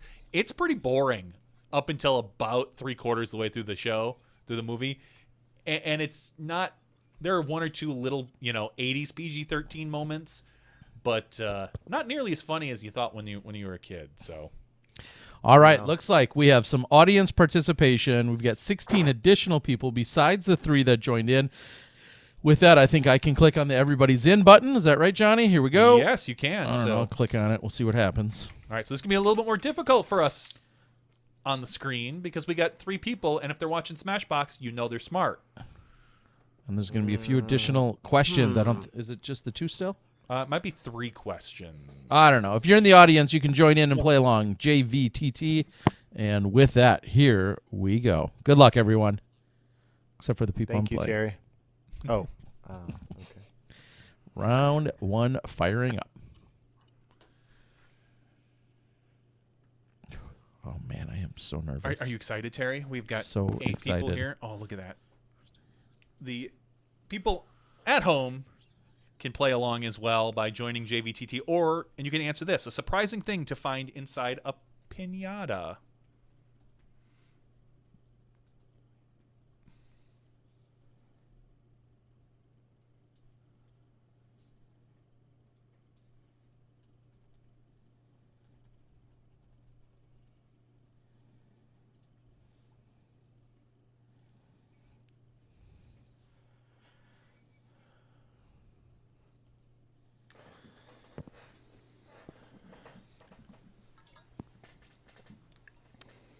Everybody's busy answering questions. We have 45 more seconds.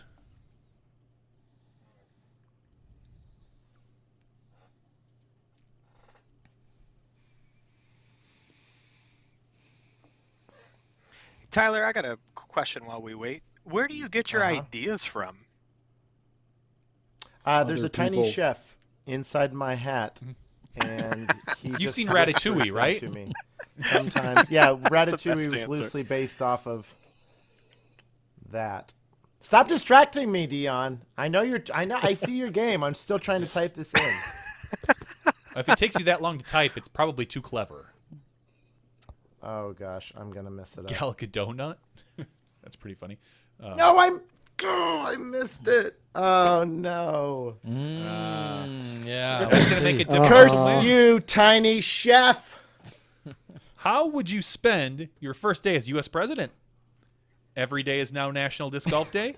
Or Annex, Kansas? Annex the landlocked Kansas, just black hole in the middle of the country. I mean, I was homeschooled. Is Annex a good thing or a bad thing? well, if you're from Good thing Kansas, for the you rest don't of the know. world. I love that's from Statmando. EK. What? Oh, are you serious, Whoa. man? Now, audience, that's a weak answer. Annex, Kansas was way better. Whoa. Oh, man. Low hanging fruit here, people. Low hanging. The name of a clothing store for jockeys. Mount and Slap, or Save a Horse, Wear Some Chaps. I like them both. I can't vote for both of them. Those are good answers. I like them both.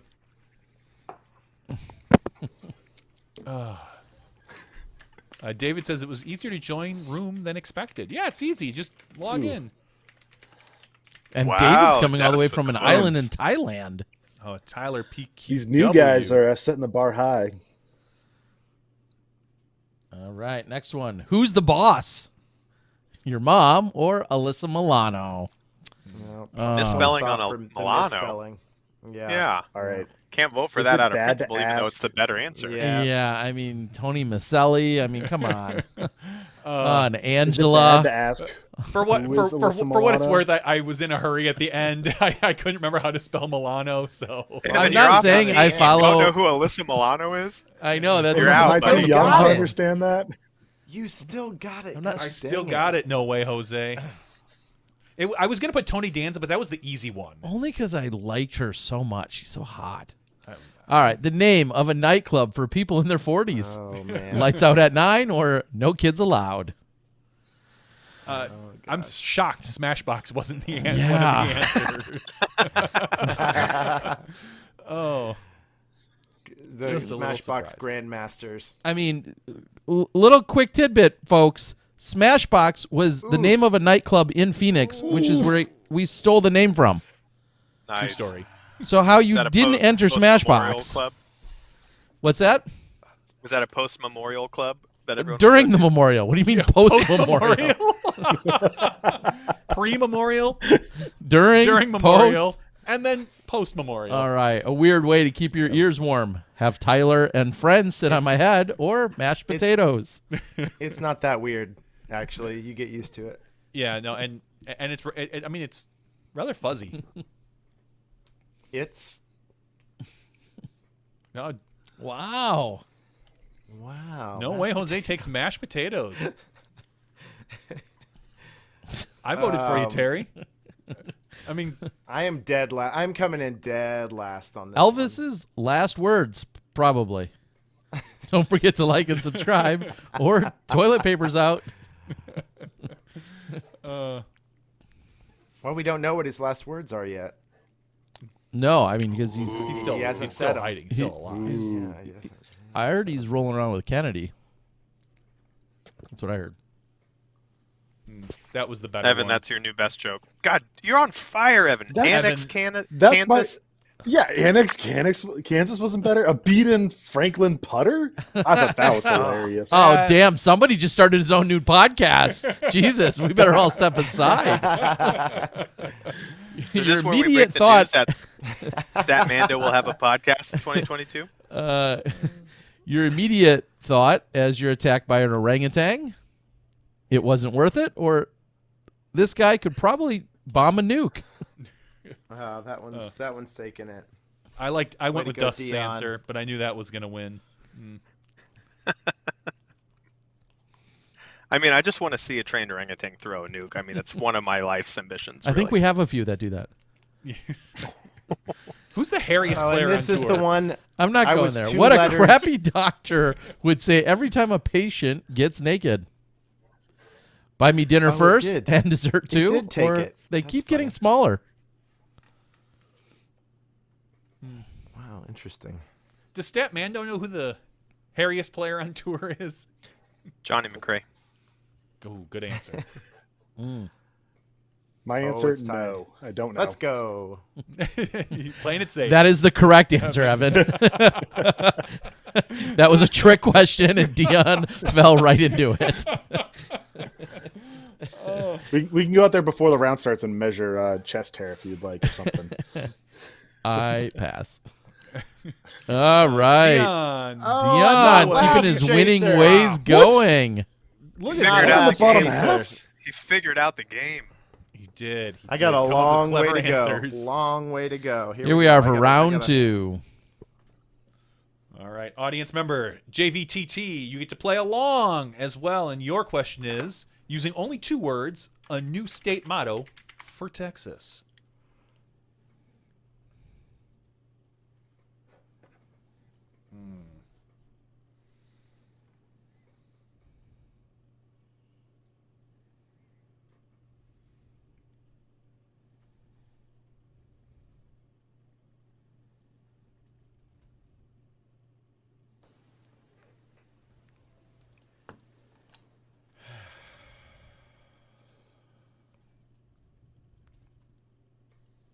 Oh my God.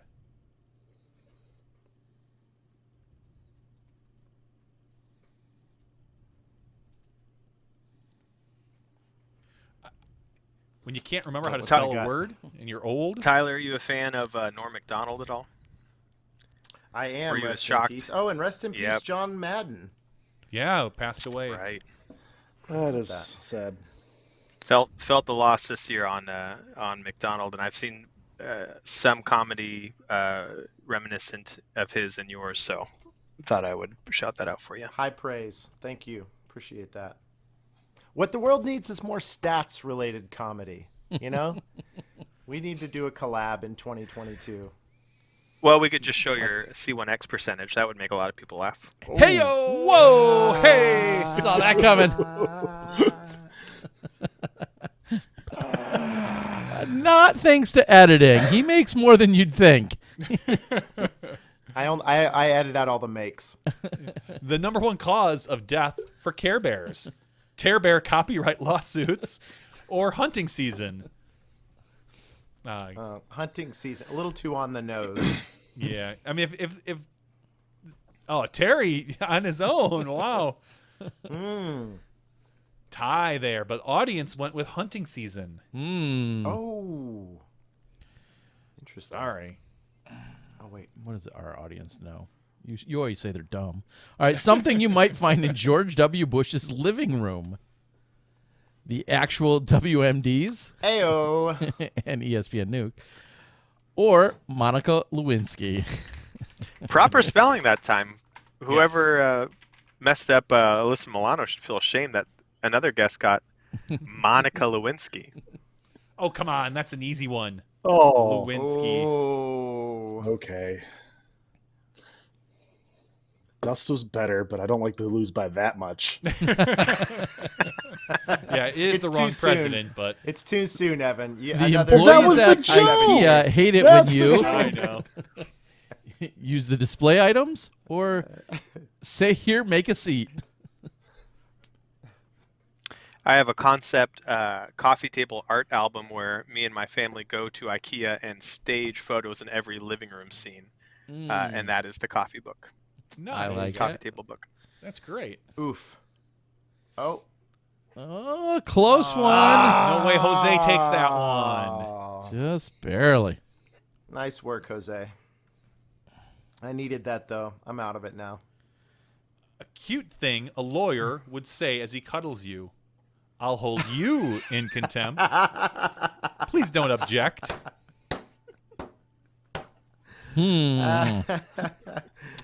I feel like a lawsuit could come just by answering this. I do like that Terry almost votes always for mine. Yeah. Not by on purpose. Well, I know, which is sadly, man. Yep. yeah, not known. Thanks, Wow, it was Chaser. I close, appreciate though. your vote. Tyler, did you like my answer on that one? That's the best answer of the night so far.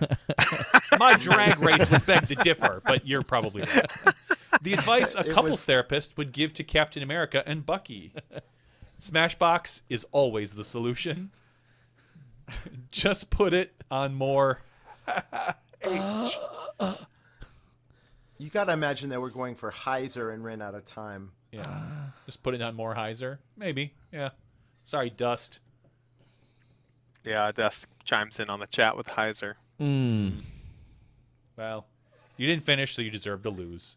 Happens Anyway, to the best of us, No Gus. comment. Terry wins that one. All right, our next one. The #1 reported crime in Mr. Rogers' neighborhood. These prompts are great. A misaligned half Windsor? Noise violations from wild orgies.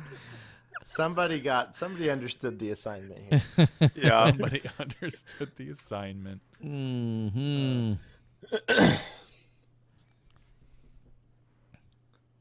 Nice. Ooh, the Evan. battle of the Way to go, Evan. EKs. Oh! I would think something. Oh, That's Nice got to be a work. quiplash, right? Somebody could have went with something about a discount Yeah. double check too. I'm thinking of Nah, Quiplash. Aaron Rodgers. No. no. Okay. Evan just dominating.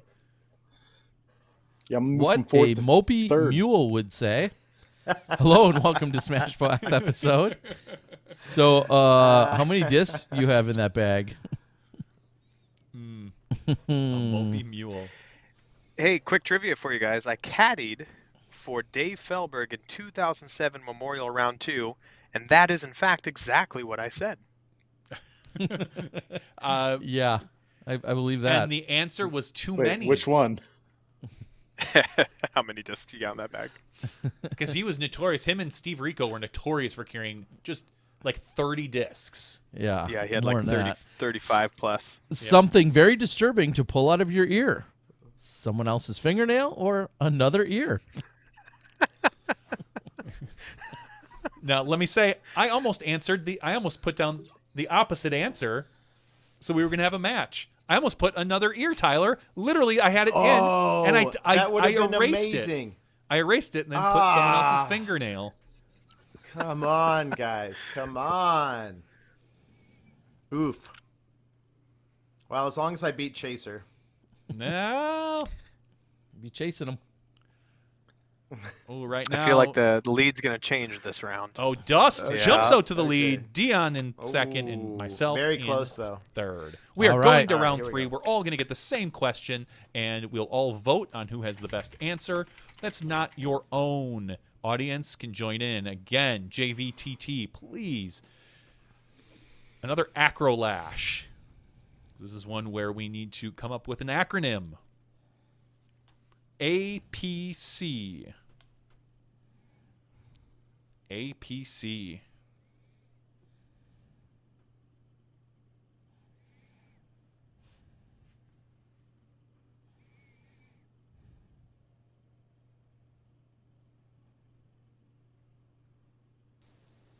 APC sounds like a failed boys band from Boston, along with ABC. Don't pick on Evan BBD, that way. He doesn't. The East Coast family.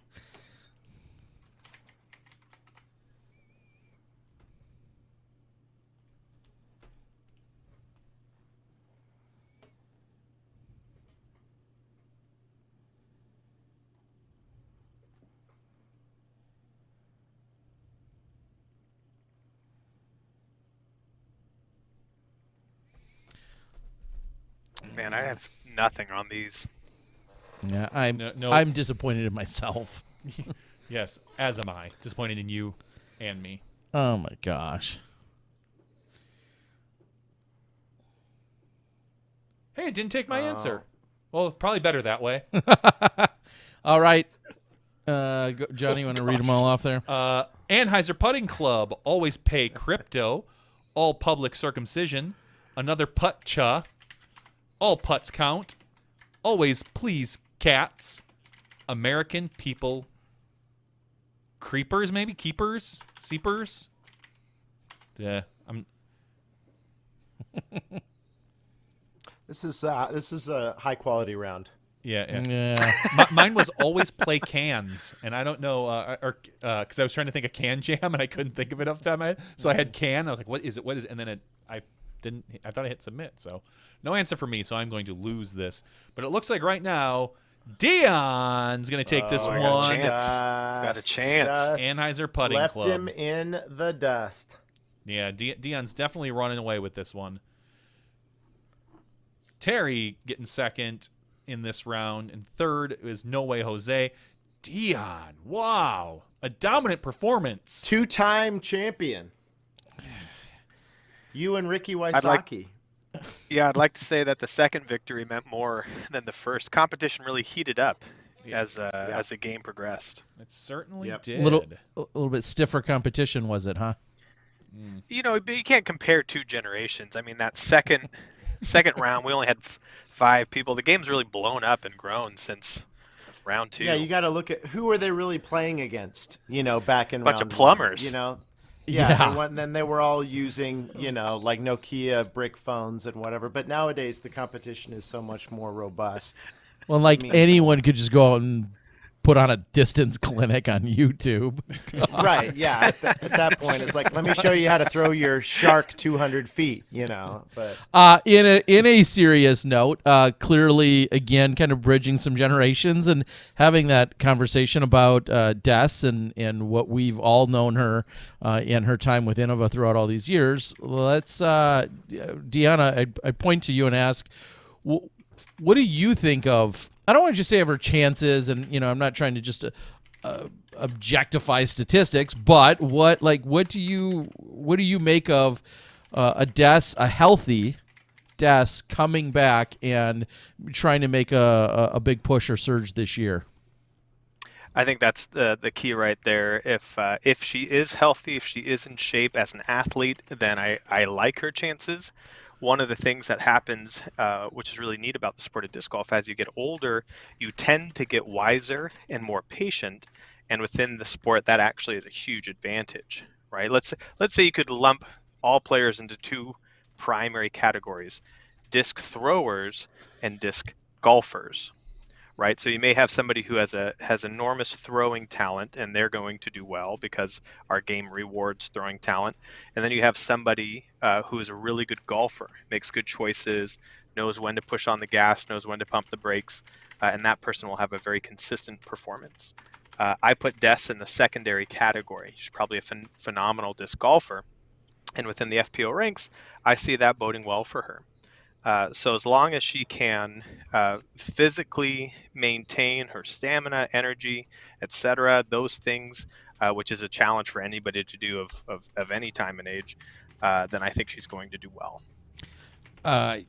To follow that up, I appreciate the insight, and to follow that up is, Guy over at Mint had said Des is shredding right now down in Austin, playing against some very stiff competition, and this is going out and I think playing, either leagues or semi-casual rounds, but she's down there just shredding right now and is looking as good as ever in terms of athletically and ready to go. So that all bodes well, and then, like you said, you add that knowledge and that experience. I mean, you don't become a 4-time world champ and a 4-time player of the year and so on and so forth. You don't do all of that by, just, wandering around the course, just throwing your Frisbees wherever.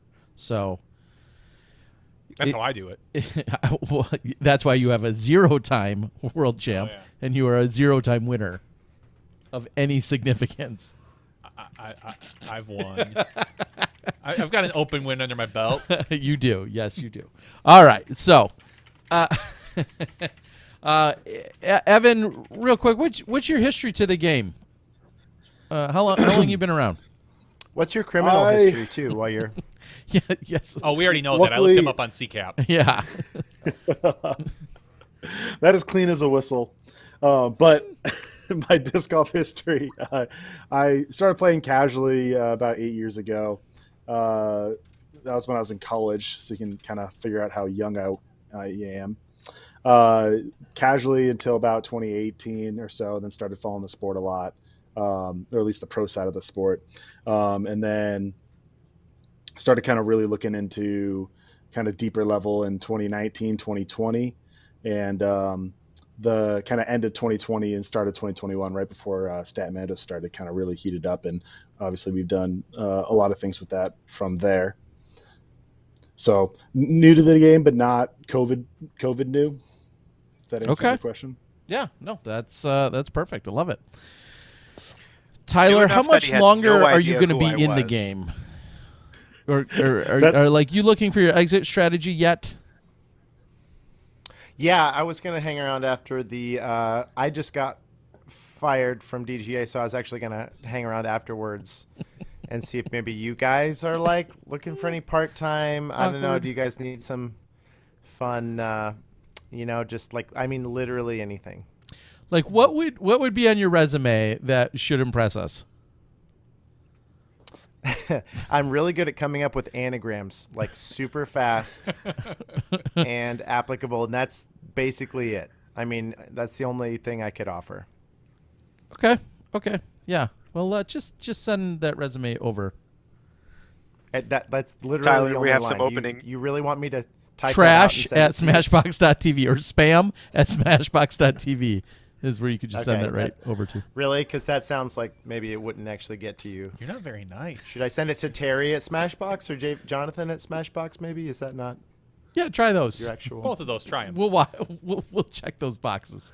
But spam though. Okay, I can do that. All right, boys. What do we want to do here? Do we want to play another game? Have we had enough, or do you guys up for maybe another game? Or I'd not? be happy for another game. I want or some revenge. I want General revenge. conversation. I'm Well, up we for don't do whatever. You guys conversation tell me well. what's happening. What's that, Evan? I said I'm up for whatever. You guys tell me what's happening. He's the East Coast guy, so what he says I goes. mean, if the crowd wants it, which the dwindling viewership proves they do, let's play another game. All right, do we do same players or do we want to? I say we give it another chance. I say the five of us join in, and then I say we, some right. of them may repeat, but I'm going to click on new players, and we're going to see. So this will give 3 people a chance. As I am going to pull this up, it'll give 3 people a chance to.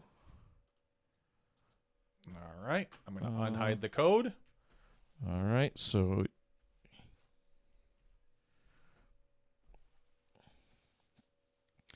What we'll do is now Dion's got to do the work though. Oh, Dion, you're in charge now. You were the first one to jump in. Dion gets to run the show, which basically means he just clicks the go button, more or less. There's not much to really run. Okay, I knew I couldn't So. handle it any longer. Yeah, I mean, winner. Yeah, Dion dinner. All right. All right. So, Chance on this last one. all right, everybody, the other 3 people can jump in Not yet. Not till I unhide this code, when Terry. Johnny hits this button. Do you want me to do it now? 3, 2, 1. I jumped the gun on you. There it is. You guys can jump in with the code EQUW. Tyler, All right, give let's us one. hear it, Tyler. EQUW. Everyone, quit undressing Wednesdays. Dang it! That was so close. That was so close. All I right, we've couldn't. got Julie, I Dust, couldn't. and Chris joining us. Dust is a returning contestant. We have 2 new ones. We got Julie and Chris. So, All right. Let's Or at least rock. people logged in as Julie and Chris. yeah, well, I mean, that's their names. And here we go, folks. Looks like Quiplash is ready to go. All right. Round Good luck, number everyone. 1. Remember, audience, you can join in. EQUW. EQUW. Sounds like one of the failed Wisconsin colleges. You go to EQUW? Yes. That's probably where you went. All right, the audience question is, come up with a great title for the next awkward teen sex movie.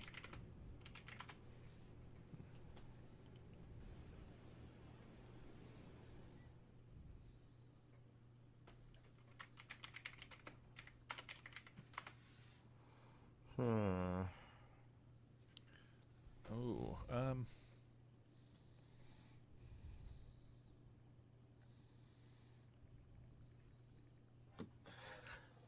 I'm feeling confident. Y'all better watch out. Justin Bieber, good one there on the.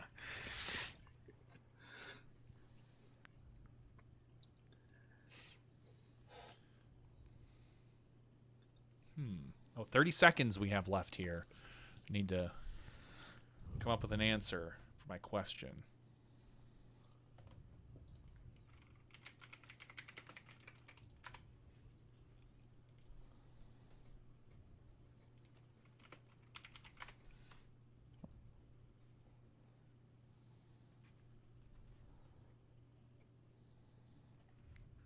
All right. Do I have time to run and grab something out of the fridge? Sure. Bring your phone with you if you need to. Yeah, you're fine. You're fine. All right. Now that he's gone, let's talk. Evan, let's talk.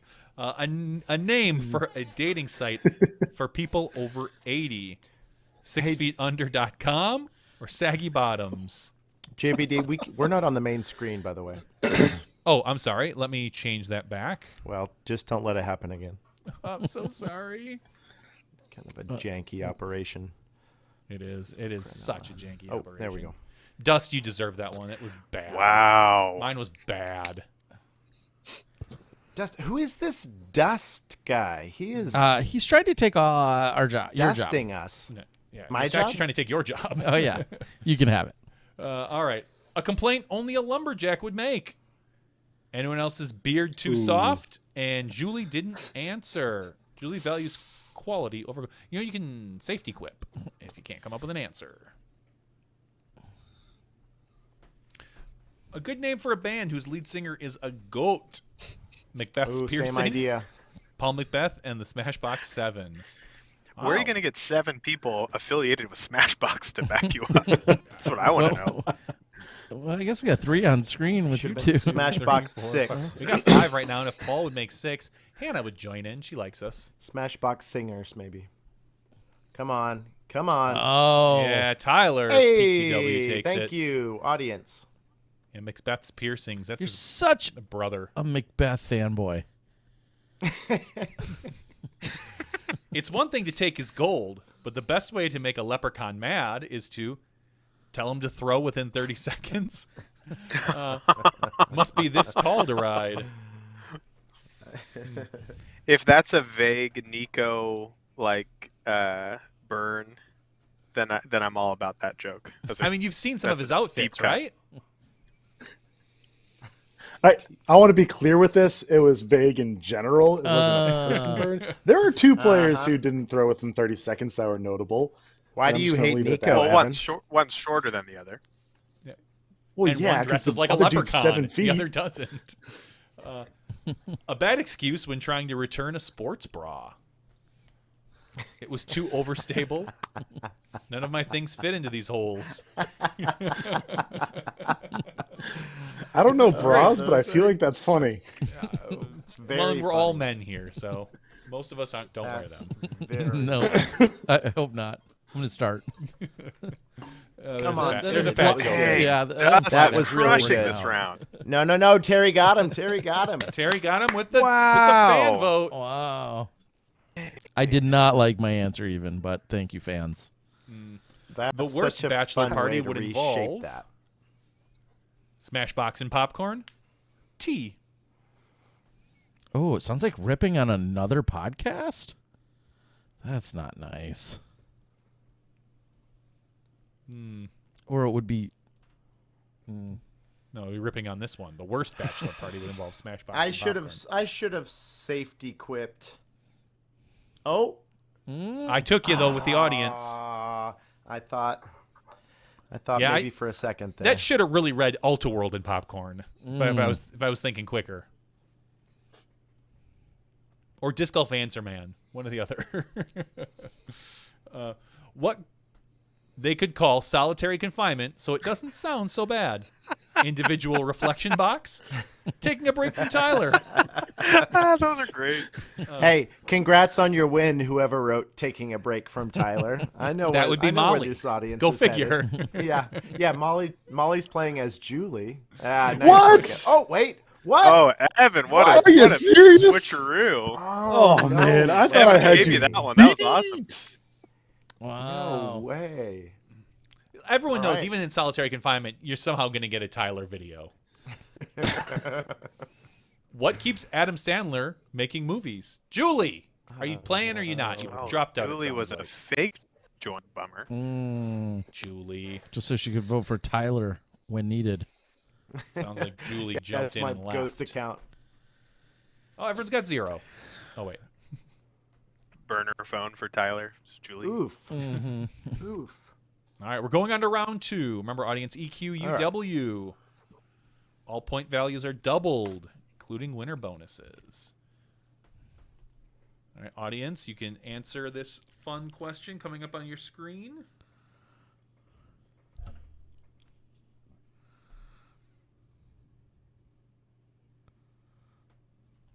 Something you should never try to heat in the microwave. My wife tried to microwave some plastic today that wasn't microwavable safe, so that was fun.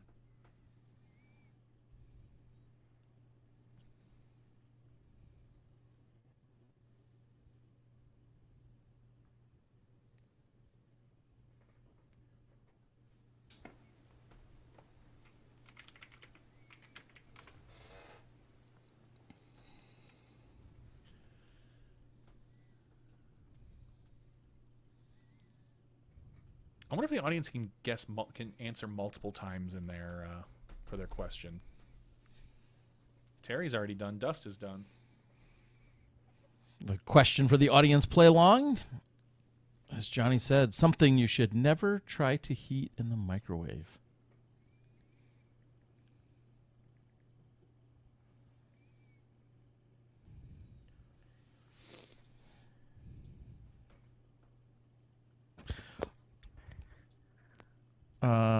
Also, I can't claim confidence in this round. I'm feeling a little bit blue on these answers here. I was just actually, that kind of goes along with my point. If you need a little help on the Quiplash, there is this feature they've teamed up with on YouTube. It's called a super chat. And then you just click on that, and that will help you out. All right. The worst thing you see, the worst thing to see out the window of your plane, the pilot or jorts? Great answers. Evan, I've got you for jorts on that one. That's one of your submissions. No, Julie. Julie. Let's Oh, go. Julie Julie's went with back. the Hey, safety welcome quip. back, So- Julie. We appreciate the effort. A safety quip. That's a good Now- safety quip. The way that Julie writes that, is it J. Ulabari? Oh. Oh. The hardest job to do while on roller skates, professional disc golfer or burpee instructor?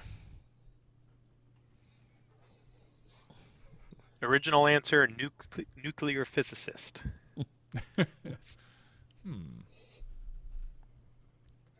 I bet you kickboxing instructor. I should have stuck with nuclear physicist. Oh no. That would have got That's a my vote, I think. Quiplash though for JVD. Double the points here. That's Jeepers. big. That hurts. Do people know what burpees are? That's actually an addition. Like, that helps you if you're in roller skates. I don't know. That would be difficult. Yeah, but I it'd be imagine hard, you but fall on not. your face a lot. How did That's the ghost in Three Pac-Man quarters of a die? burpee. Pac-Man got the munchies or flat earthers? That sounds like it could be a safety quip, but it's if it's not, it's good. Way to go, Chris. Chris got that one. Nice one, Chris. Nice Ooh. one. You deserve that one. Julie. Julie, do not feel bad about what's happening tonight. I If mean, you need I love you, somebody to Julie. talk to after this, you can message us. All right, a family heirloom you probably shouldn't pass down to your children. 2015 Sexton Firebird or armpit herpes? That's the answer of the night right there. The Sexton Firebird. Holy cow. Why wouldn't you? No, 'cause they're That's a gonna get wall buried with hanger. that. You don't pass that down. Yeah. I'm counting on the audience to enjoy things like armpits and STDs. Oh, Come so on. you- Oh, no! ooh. Oh, didn't take mine. It's late. See, I'm What- good at this what game were you because going I'm with? funny. Sexton Firebird. all right. Yeah, I should try that. A strange question to find on an IQ test. Would you like to extend your car's warranty? Or what are the flight ratings of a DX Wolf?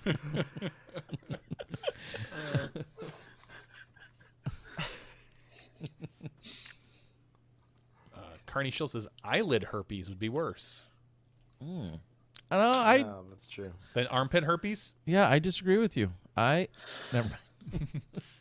You're like, had tie both. on the face- Armpit on the was vote. worse. Yeah. I mean, it's spread from one right up. A good sign that you accidentally married a duck. Quack, quack during sex. Your relationship is quaked up. I believe that would be quacked, but I'm sorry, it says quaked. it does. It does. Points for spelling. We do not read with intent here. That's right.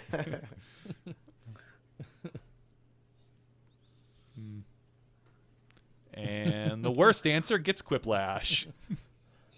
Is that a double Quiplash this round? It is. Yeah. Wow, that may seal the deal here. One of them was worth it, the other It's not all it's quacked up to be. Life hack. If you don't have a wine rack, simply use a JVD's empty trophy rack. Oh, ouch. My rack. Wink. Ouch. Both good answers. Ouch, ouch. Uh, I think I know which one's Terry's answer. So what are you trying to say? it's either Terry or Tyler. It's Terry. I figured as much. Classic. Thank you, Dion. I got you, Evan. That's okay. I knew I should have lost, just not by that much. Dust says 2 Quiplashes, Johnny V wins, to be honest. A cheesy pickup line from a camel. How many humps do you have? I think that should say something like, have you seen my lovely My lady hyzer? humps? Check them out. Yeah. My humps, my humps, my humps. Check them out. I think I I get to win just because somebody didn't finish it. Sorry, Chris. Well, Mm-hmm. you get the bonus, though, Tyler.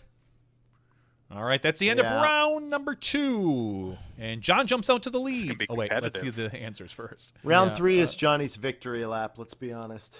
No, yeesh. Ooh. That's a big I dropped. I went from Oof. That's first to 7th.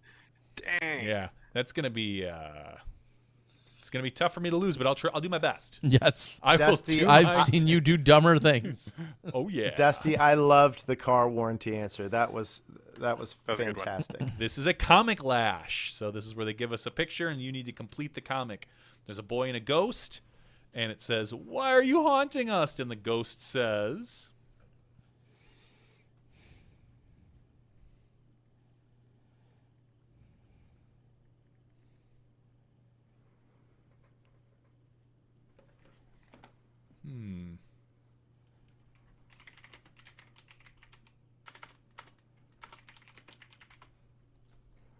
I can't say I'm gonna get a lot of points on this one, but I do like my answer. Came to me quick. "Well, that's good." Usually a good sign. I have no answer here.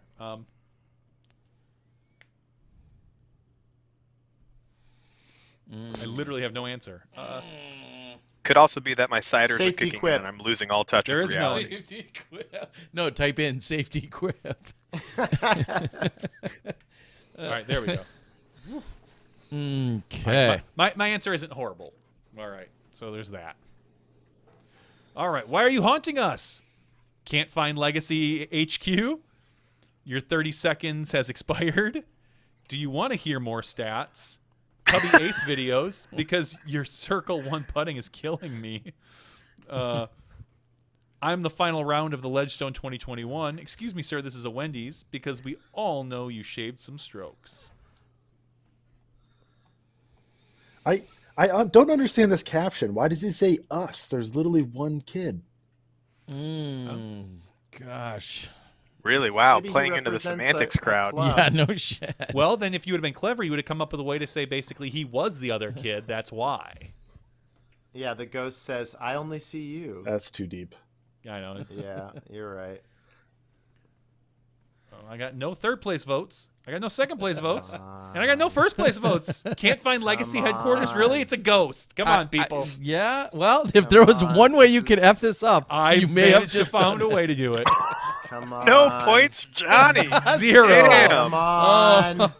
Oh, Julie, but Julie hasn't gotten anything. This could be big. Yeah. Come on. Yeah. I don't think I got it. I don't need Stat Mando to figure out what the hell happens here. It's pretty obvious. It's a massacre. Yes! I don't think my answer was that bad, but everybody else did. Oh my God, that was Johnny V just took a 27 on hole 17 at the USDGC after leading by 25. Hey, he wouldn't be the first Johnny to do that. You're not wrong. Ouch. Oh, I'm taking the round 3-4 average there. That's Oh fun. man. Oh, look at this. Dion, you got me by 10 points on the night. Wow, that's close. That's cool. These stats. All right. Dust, that wasn't a choke. I at least had an answer up there. Might as well been. No points. Nobody voted for me. How I didn't choke that away. I thought the Legacy That's headquarters thing was a okay. DNF on the final hole. It's not even a high score. That's just a walk away. Is that like an 888 or a 999? Did he tell anyone he was leaving? It's like, I'll just see myself out. Adios. Oh my. That was pathetic. Look at my caption, JVD. I believed in you. I what thought is you were your walking caption? that in. It says, round 3 is JVD's victory lap. I Oh, thought too you were soon. walking that in, dude. No, too soon. Literally too soon. Yeah. Yeah. Oh my. Man. All right, boys. So, quick recap for 2021. Tyler, give us a highlight. A great chance to brag if you must. Give us a highlight for you for 2021. Somebody quoted John Madden today, who said, "I've never worked a day in my life. I wake up every morning and get to do what I love. I'm the luckiest man in the world."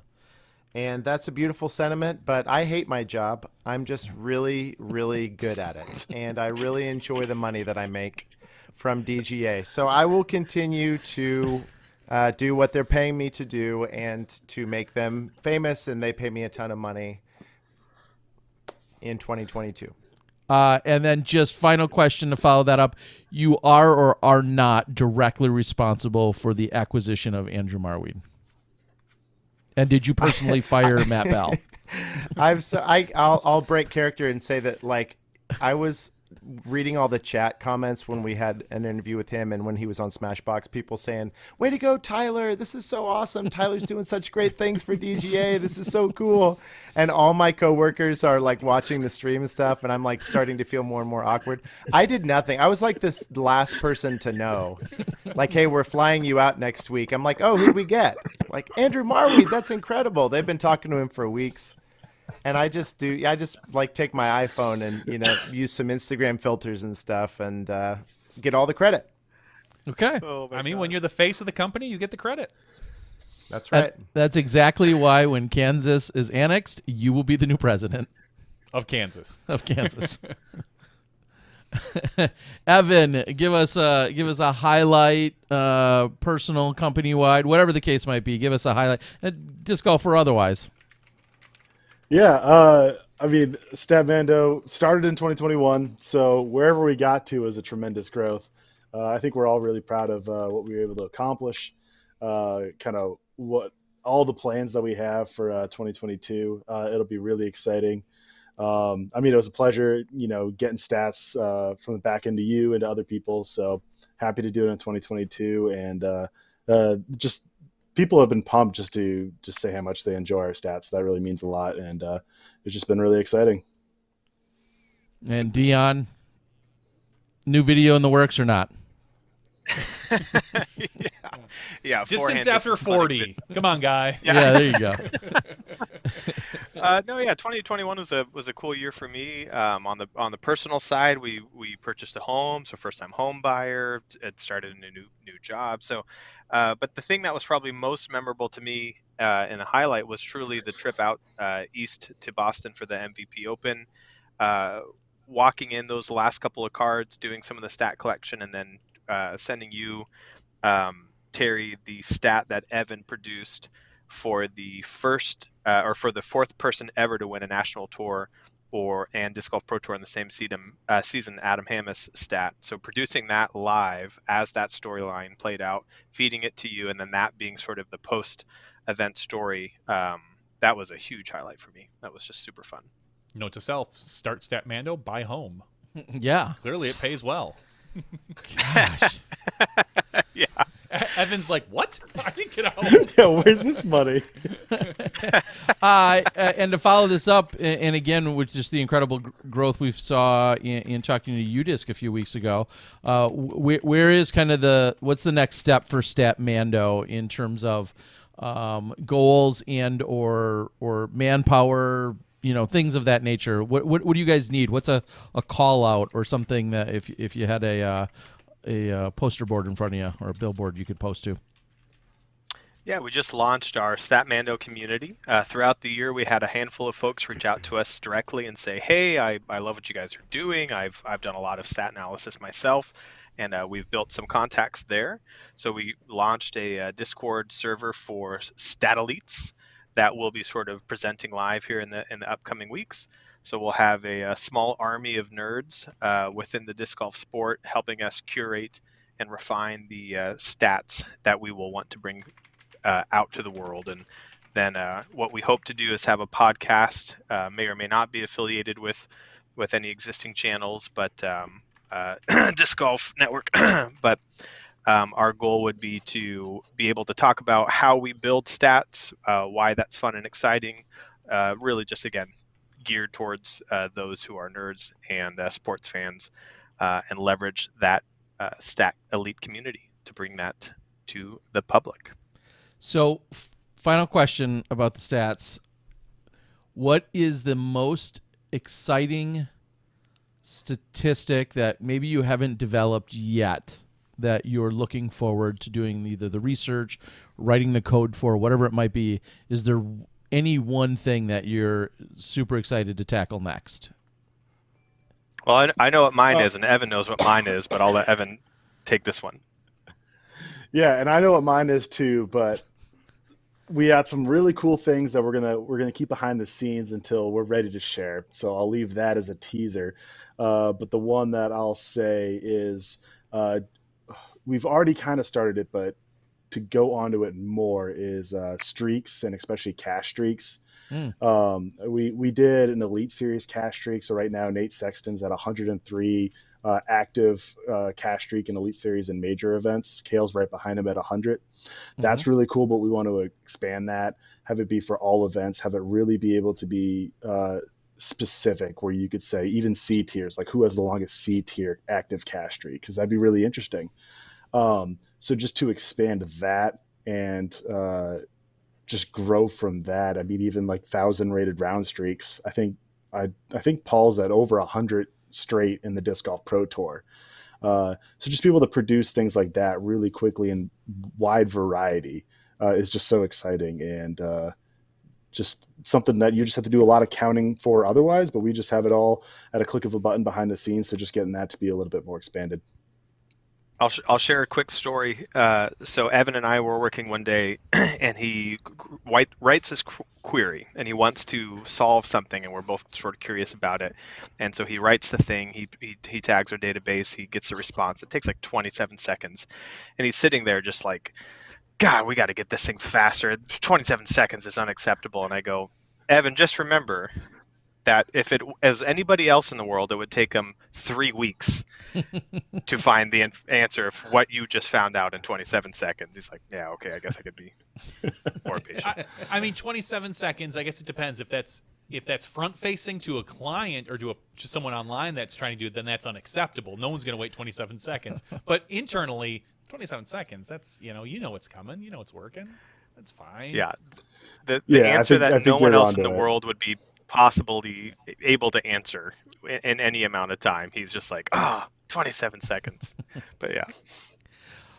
Now you just have to matter of instead of telling us 27 seconds, you have to say, oh, it's the length of blank's putt, average length of their putt, putting routine. And then we're trying to get that all the way down to an MJ, drive is what we're trying to get that down to.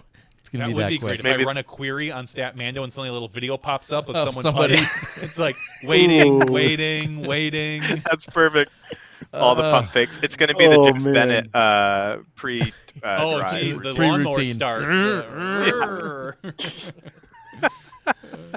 All right, Tyler, if people want to continue to watch or listen or support you, what are ways they should be doing that? I'm only a 40 subscribers away from a milestone over on my YouTube channel. 40?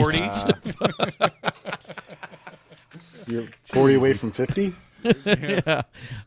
Let's run this through StatMando. We need their help. I just can't even. Though, I feel like I have the best known YouTube channel with the fewest number of subscribers. StatMando, can you come up with a title for that? Like the broadest reach, the Brickley with the Award? Fewest. Well, yeah, let's talk about it for a second. Like you want to see who has the most views per subscriber. Yeah. Right? So if you only have 5, okay. I think people understand where I'm getting at. I'll do it for you, Tyler. Let's keep it to yourself, sir. It's the Charles Barkley Award, just the best player without a ring. Yes, there you go. That's me. But anyway, I need 40 more to get to a number that it might surprise some people. But hey, it's still going to be a fun number. It's good. And what's your channel? It's not name, 40. It's not 40, Terry, Johnny. Screw you guys. 40. You got what do you got? 100,000 subscribers over there, padding your pockets. What have you done to earn those? We buy our subscribers. 6 hours a week for 20 years of work. Come on, anybody could do that. True. Like Aaron Rodgers, it's just a longevity award.